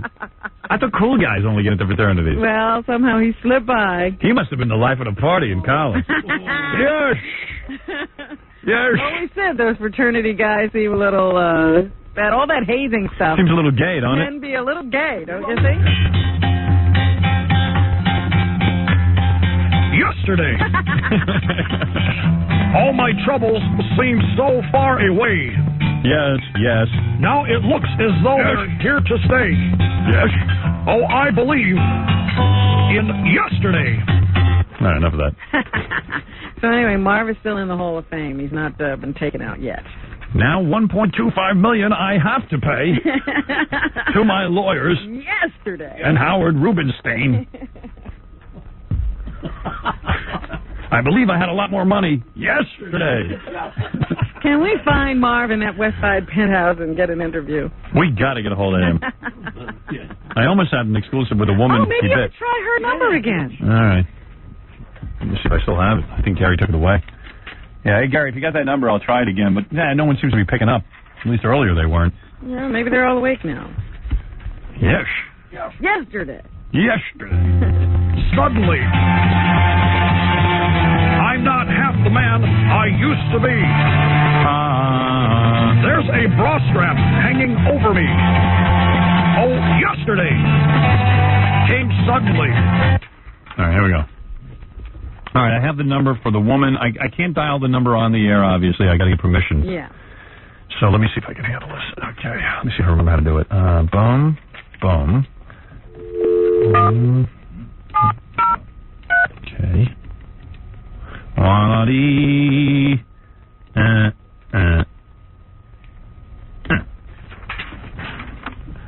If I can hear anything. I'll tell you how many rings. What's her name again? Vanessa. Vanessa Perhatch. Vanessa. One ring, Robin. You never know. She might come on here. 2 rings, Robin. All right. That is 3 rings. This ain't looking good, but I'll go to 7 or 8 rings. 4 rings. I'll go to goddamn 10 rings. What do you think of that? 5 rings. That would be 6 rings. Trying to call Vanessa Perhatch. 7 rings. She is the woman who was bitten by Marv Albert. We can rap to her. Yeah, this is nobody's picking up. Not you can hear. All right. And it's just ringing and ringing here. There it is. More rings than Gary's bathtub. Robin. And still no answer. All right, so we'll move along. Okay. A freshman pledge who slipped into a coma after a drinking binge at the Massachusetts Institute of Technology fraternity house has died. 18-year-old Scott Kruger had been in a coma for 3 days after being found on Saturday with his heart stopped. His parents said his blood alcohol level was 5 times the legal driving limit. Wow. That's incredible. That's drinking. Henri Paul wasn't that drunk. The Boston Herald reports that Kruger died last night after being removed from life support. The newspaper also says the case has been turned over to the Boston homicide detective. Oh, Jackie. Earlier, MIT said it would launch a campus-wide alcohol education campaign for college students. It also promised to review the school's alcohol policy and consider banning alcohol campus-wide. The university says it's also thinking of shutting down the fraternity Phi Gamma Delta. If they cremate him, he'll burn for 2 weeks. But, come on. Don't people know that drinking can kill you? Well, I was in college, and we used to play this game where each guy would get 3 guys. Each guy would get a card. Yeah. And whoever got the low card had to take a shot. Right. I did that. We went through like a whole bottle. I know my tolerance for alcohol is very low, and I remember passing out. It can happen to anybody. You say it can happen to anybody. Yeah. But that's ridiculous. Okay. Alcohol is a dangerous drug. Oh, come on. And if you're going to sit around and act like you're drinking Kool-Aid, you're going to die. Well, yeah, but, the kids. The kids. We're off having a good time. Please. Right, Jackie? It almost happened to you. Oh, college kids. College kids. Social drinks. Social cocktails. No, this is not social drinking. This is drinking to pollute yourself. Yeah. What you do in college? What college did you go to? I went to the college where I used to drag the stupid girls home from the party because they couldn't walk anymore and they were about to have a train run on. So you were as much fun then as you are now. That's right. Right. Wet blanket. What else is in the news, Robin? More prospective jurors for the second Oklahoma City bombing trial will be questioned today as jury selection in the trial of Terry Nichols enters its second day. Very It really is true. I was a real spoiled sport in college. And then I told the girls, that's it, I'm tired of dragging you home. Now you're going to just have whatever happen. All right, go ahead. What is this Terry Nichols trial? Yes, yesterday defense attorneys sought to distance Nichols from co-defendant Timothy McVeigh. They repeatedly asked potential jurors if they could differentiate between primary and secondary responsibility for a crime. Nichols faces murder, conspiracy, and weapons-related counts. McVeigh was convicted of the same charges and sentenced to die earlier this year. Prosecutors say Nichols helped plan the bombing, but he wasn't actually there. The defense is expected to argue that Nichols did not know about it in advance. I'm thinking about that naked chick today. Hey, would you do her? I guess I'd do her. She was carrying a little extra. Police. I probably is. To you. I'd probably do her. Sure. It's a sad thing. She was with a me. hefty bag. You know what is funny? I walked out of here after she sang her song, and I was singing that Bayou line. Oof. And I said to Ganji, You need a vacation. who is no looker. Right. I said to Ganji, you have to tell Rachel that I'm singing her song to myself as I walk down the hall. And he says, well, you have to tell her I'm vomiting. No. Oh, Ganji. He'd be lucky to get her. Look at him. He's got some nerve. Got a belly twice the size of hers. To see him naked. But you all think nothing of it. You all criticize. We're guys. I do her. I said I would. I have no shame. I'd do anybody. At this point. Yeah. Go ahead, Robin. Republican Lieutenant Governor Betsy McCoy Ross is a real problem. And now she's decided to join the Democratic Party. She's already been thrown off the re-election ticket when Governor Pataki runs for re-election to office, whenever that is. And she's not any longer invited to Republican functions or given any specific duties, I guess, in the governor's administration. So she's become so disgruntled that now she's thinking of leaping to the Democratic Party. For the rest of the country, this is just New York politics. Yes. She confirmed last night with the New York Times, saying she did a lot of soul searching to reach her decision. She says that she had to choose what she thought was right instead of what Republican leaders expected her to do. Good. All right, tell her to get lost. So I think she thinks that this will be a way to run for some statewide office very quickly, since she's persona non grata among Republicans. But the Democrats are saying it won't be that easy either. Right. No one wants her.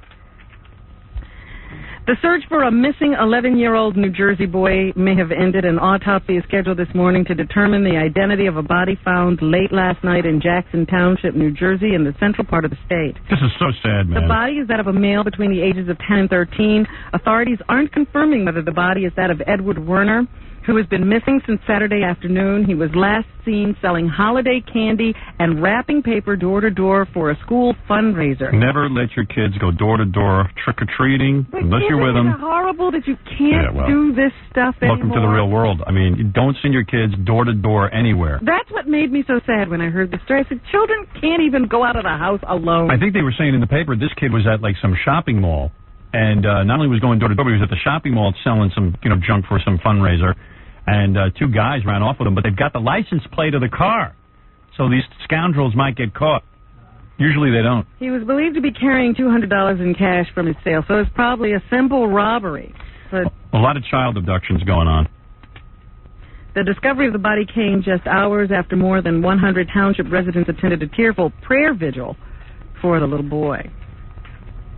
French police are trying to... The license plate, they don't have the full one, but it was one of those vanity plates. It said Jokeman. Oh, no. And with a Volvo? Yeah, a green Volvo. No. Get in! Get in! French police are trying to... Does he still have that Jokeman license plate? Yes, he does. Not since 86. Oh, you do have one. Yeah, in my basement. Oh. I used to ride around with Jokeman license plates. I'm Jokeman. I could have sworn the other day I saw one on a car. You did. She's right. You are right. Why don't you go save somebody? French police are trying to reconstruct the accident that killed Princess Diana and two others.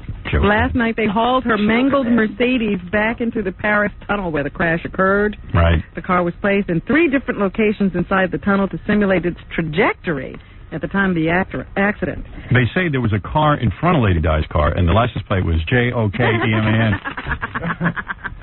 In an effort to keep onlookers and journalists away, police closed off sidewalks near the tunnel, parked large trucks to block the view, and even searched nearby bushes to make sure no one was watching. After 5.5 hours, the tunnel was reopened to traffic. When a guy has a Jokeman license plate, it's like, look at me! Look at me! Jokeman. Look at me! I'm somebody! I liked it when I had it. That goes to show you. Dick pigs. Ooh. Jokeman. Man. Nice people say it. They talk to me. The battle over O.J. Simpson's grand piano will be continued in court today. Whose grand piano?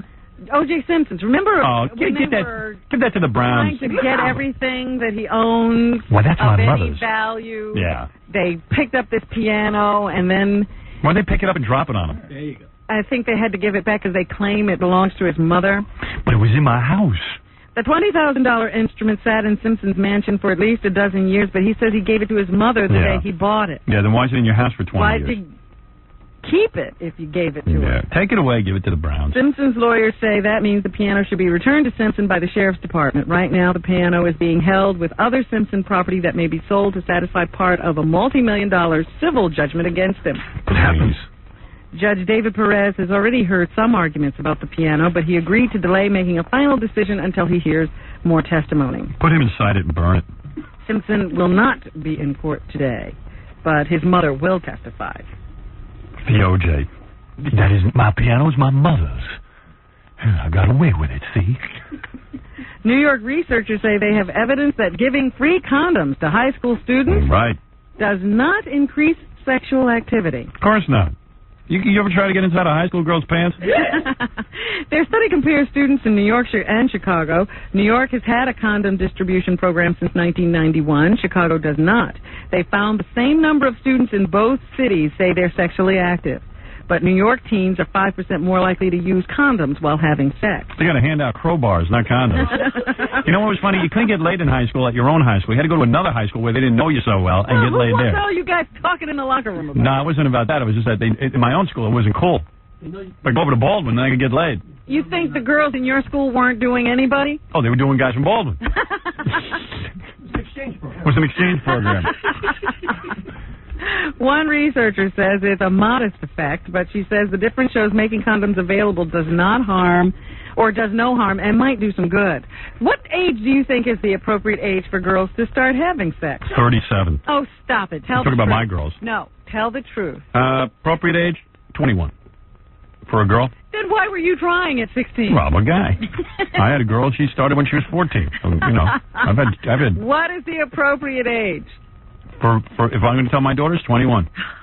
What is the appropriate I'm being serious. Tell me what you tell somebody else. Oh. 13. What do you say? I'd say about 18 or something. What do you think? It depends on the child. Oh, okay, there you go. Yeah, what are you some asking me people for? are more ready earlier than others, and some people are not. Well, like you were developed earlier. You had the nice big cans. You would be ready at 14. No, I didn't until I was, 19 years old? Your cans didn't develop till you were 19? No, I find I'm that hard saying to I believe. didn't become sexually active until I was but you could have. You had the body of a full-grown woman at 14. I didn't have the mind. Oh, you had it. You don't need a mind. Well, this is what we're talking about. Spread your legs. Your father thought you were ready. He thought you were ready at 11. Yeah, right. Well, I told him he was wrong. Your father, what did you ever ask your father what the appropriate age for girls to start having sex? Dad, excuse me, I have a question. What age would it be appropriate? Well, let me take a look here. I would say, how old are you? I'm 11, Dad. You'd be appropriate. Now, come here. Sit on my lap. 10:30. Come here, Daddy's going to tuck you in. 10:30 is the appropriate time. It's appropriate whenever your mother's asleep. I think it's very hysterical that there's no appropriate age for your daughter. You need a sitcom based on your life. I've been thinking about it. Robin Sweetie. Is your mother asleep? Yes, Dad. All right, it's appropriate time. It would be a very short sitcom, wouldn't it? No, we could keep going. Watch it over and over. I love that. The same episode every week. I'd bite him on the shoulder and it would be over. That would be the longest running show. One episode that was played over and over. No, but I don't know. For my own daughters, I'd say 21. For everyone else's daughter, 12. No, I'd say 16. And what about for boys? Boys, as soon as you can get it. As soon as you can get some. That is disgusting. My mother always said, I have the same rules for my daughter that I have for my son. No. I said, I don't think so. Yes, she did. You just didn't follow. Right. I have no idea what age my sister got laid. But what about boys, really? You think boys should get it as soon as they can? Yes, I do. Why? Why is it different for girls? Because we're hunters. Yep. Because it's different. A girl gets violated. For a guy, he does the violating. Violated? Yeah. You act as if it's rape. It is. It's just about. I swear to God, it seems like it to me. I don't know. It's a fine line. It's a fine line, right? Oh, you're so pitiful. You know how girls protect it and think it's a big deal. No, society tells girls that they need to do that. Society tells girls they shouldn't feel anything. They shouldn't have sexual feelings. They shouldn't want sex. Well, I got to hand it. Your parents were very liberal. They weren't. They said all that and did everything else. Right. Anyway, come on, let's continue with the news. A This is man crazy. accused. Well, this is a good story because the guy had 2 families. Well, that's good. All right. How do you do that? I don't know how he did it, but it obviously became a problem to him. Yeah. Peter Contos has pleaded innocent I dig guys like this. to killing one of his families. No, I don't dig that guy. I think guys who can pull off the whole 2-family He's thing. accused of strangling a girlfriend and 2 young sons he kept secret from his wife. But he says he didn't do it. Way to keep a secret. The police say that he killed the woman and the boys over the weekend. Then police say he drove the boys' bodies 75 miles to an air base where he stuffed them inside a locker. Police say the former Air National Guard technical sergeant had been living a double life. Wow. He had been married for a year to another woman who was unaware that he had a girlfriend with 2 children. And his girlfriend, police say, didn't know he had a wife. Married for a year and already had 2 families? Well, I guess the girlfriend came before the wife. Oh. So he had the girlfriend, had a couple of kids with her. Right. Then he meets the other woman and decides to marry that one. And he, I guess, was having trouble keeping them all happy. Wow. And he had to choose one, so he chose the new wife. Absolutely. That's what they're saying anyway. He's pleaded innocent. Right. What did his license plate say? Bang 2? Joke man. Joke man. Jokeman. Joke man. Anything else in the news, Robin? Yes, I need somebody to come over and get these cards. Yeah. Cards. Do I need to take a break or am I okay? Oh, I do. Okay, well, we'll take a break. All right, well, then I'll bring them to you myself. All right. You're listening to the Howard Stern Show. The Howard Stern Show. You're listening to the Howard Stern Show. Okay, we're doing the news, and Robin's back with various stories. Robin, what else is in the news? Oasis, the rock band, is going to be on Saturday Night Live this coming weekend. Yeah, the new album isn't selling that well, actually. Actor Matthew Perry from Friends will be the host. And everybody's saying, well, it's, kind of a gamble for anybody to put Oasis on live, so... Oh, is it dangerous? Yeah. SNL is being very brave. You'd be surprised how a band can clean up their act as soon as the records aren't selling that well. Yeah, they'll get it together, you think? Yeah, look at Prince. Suddenly he's Mr. Motormouth. He can be interviewed by anybody. That's right. You can actually touch him and look at him now. Yeah, exactly. He's almost a normal guy again. They've been doing this lately, and I really don't understand how it's done. Maybe you can explain it to me. I saw this happening with Engelbert Humperdinck, and now I see it in the paper with Muhammad Ali. His farm in Berrien Springs, Michigan, is Muhammad Ali. Yeah. Is on sale. He wants to sell his house and move somewhere else. He must be some farmer. I bet he breaks more eggs with those shaky hands of his. All right, you chickens, come on. Let's see you hatch them eggs. Calm yourself. I'm sure he's farming. Can't get that. Wait, I can't hold his egg here. Anyway, the house is valued at $1.9 million. Yeah. And he's selling it on QVC. Wow. He's selling his farm on QVC? Yeah. On Friday at 1 a.m. Wow. What the hell are you making up? I don't understand it. I told you I heard that Engelbert Humperdinck did the same thing. I just don't know how it works. Well, Muhammad, we ready to sell your house? All right, what do you want for your house? Muhammad, the chickens speak better English than you on your farm. Yeah, I took a few blows to the head. Joey farming. Yeah, freezing. Homes. Sell my house, $9 million. Let's move along. Who's that black woman with all the freckles? It's your wife, Muhammad. Oh, dear. What happened there? Why would I marry that? Tell me what's going on Murphy Brown. What? I think they as a comedy plot twist. I fought her. This season. Yeah. They've given Murphy breast cancer. Yeah, that's fun. She looks like she has breast cancer. She looks like she has cancer. Hurry. So now they're going to breast cancer. That's something fun. Have the pot smoking episode. Hey! Murphy will need the pot because she's going through the rigors of chemotherapy, and I would like some pot. She needs the pot to get over the symptoms. And one of her co-workers will be seen going to try to figure out how to buy the pot so that Candace Bergen can smoke it. CBS has cleared this episode from broadcast. Very brave. They have not said, however, if Murphy will actually be smoking the pot during this episode, but they say that Murphy Brown is known for handling these controversial issues. Fly like a butterfly, sting like a bee. You can buy my farm for $1.3 million. Thank you. I'm moving along. Where are my cows?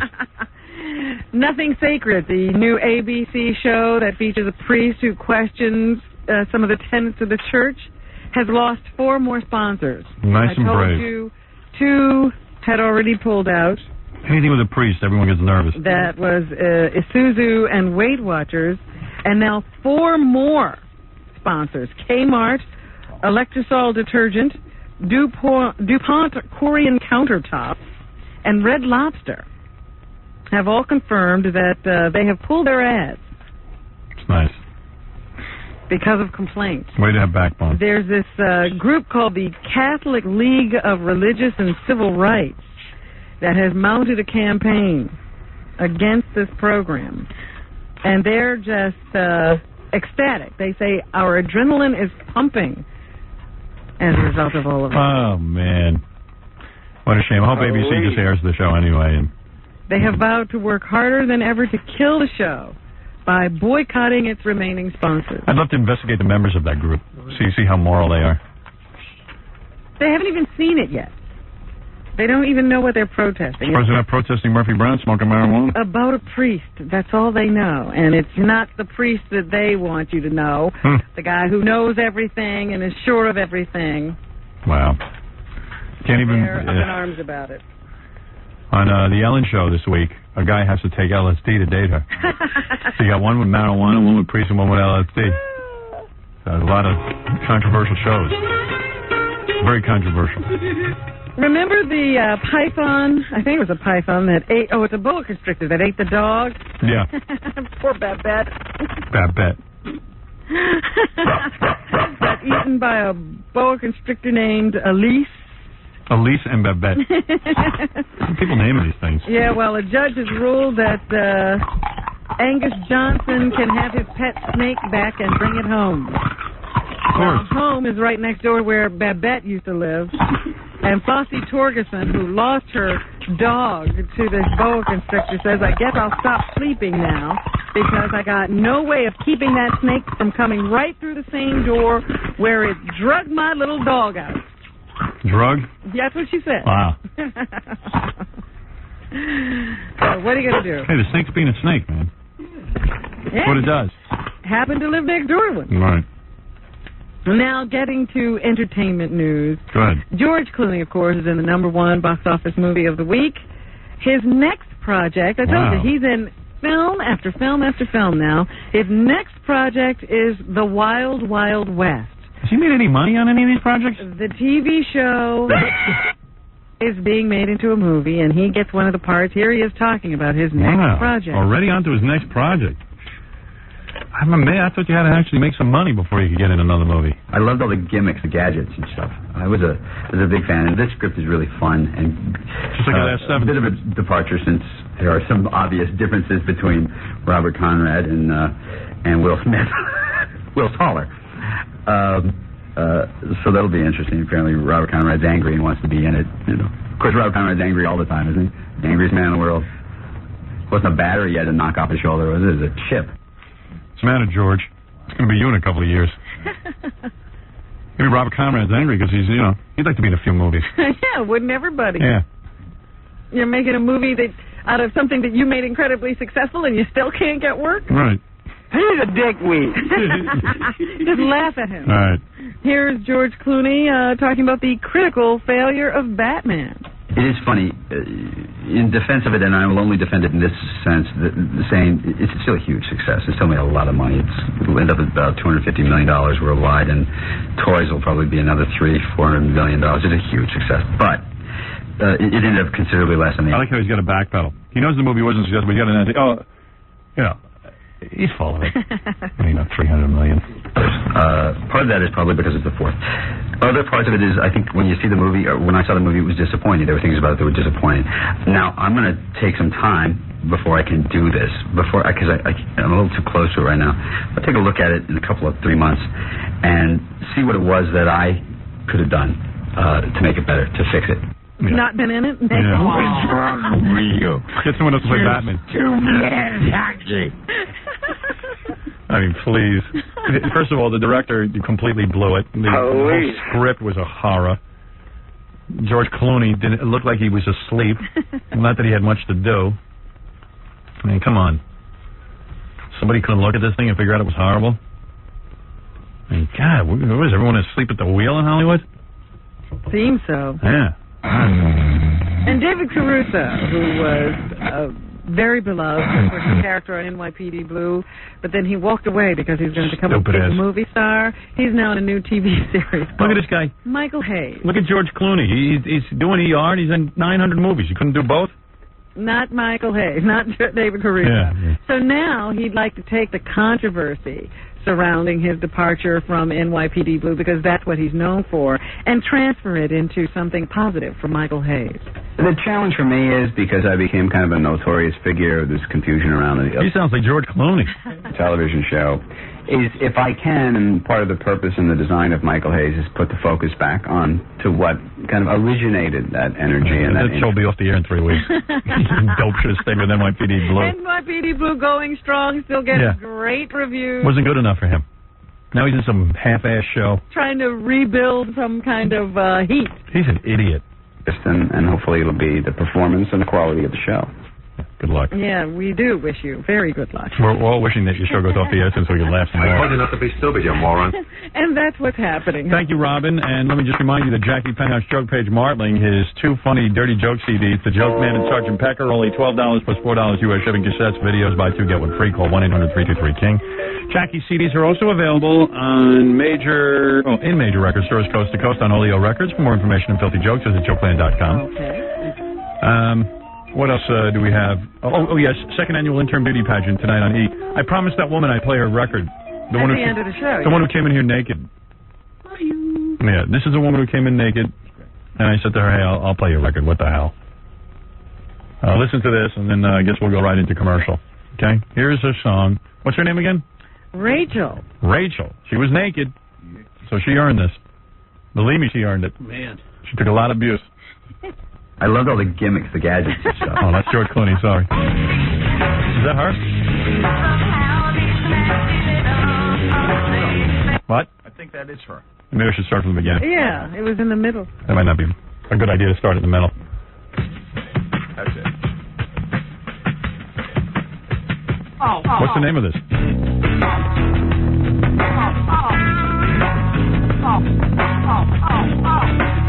This is called, I think, Sweet Daddy's Little Girl.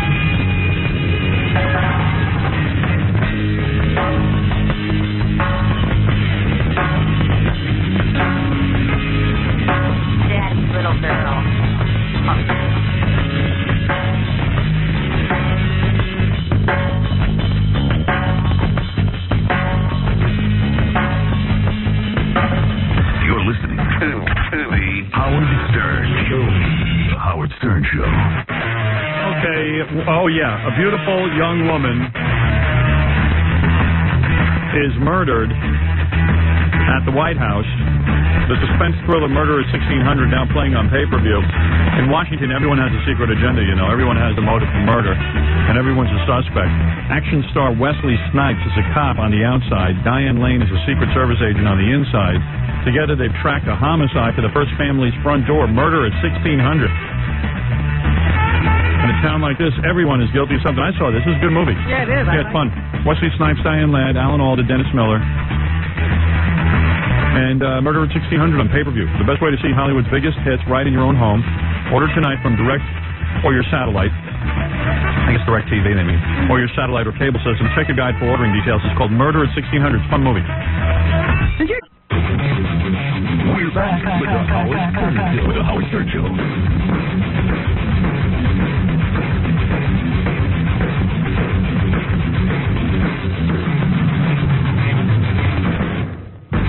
Hey, Freddie, read these plugs. If I can find them, we'll do it. King Norris will be out on Long Island somewhere this weekend. Yes, Saturday night. Just so that you know, King Norris will be at the Village Pub in Port Washington on Saturday night. Also, the CD Animal by King Norris is available at Towers in Manhattan, Tunes in Allentown, Ides in Pittsburgh, and we're going to be down in Jersey pretty soon near Asbury Park. So Almost Live CDs in Belmar, New Jersey has those CDs for you. If it's too early for your Christmas party, you're wrong. Scott the Engineer doesn't seem to think so. It's time to make plans now, because otherwise he gets too damn busy closer to the holidays. Call the DJ for everyone, Scott the Engineer, at Rockin' Entertainment, 718-BAG-5040. All right, everybody. Thank you, and we'll see you tomorrow. At this time, the Howard Stern Radio Network leaves the airwaves for technical adjustment.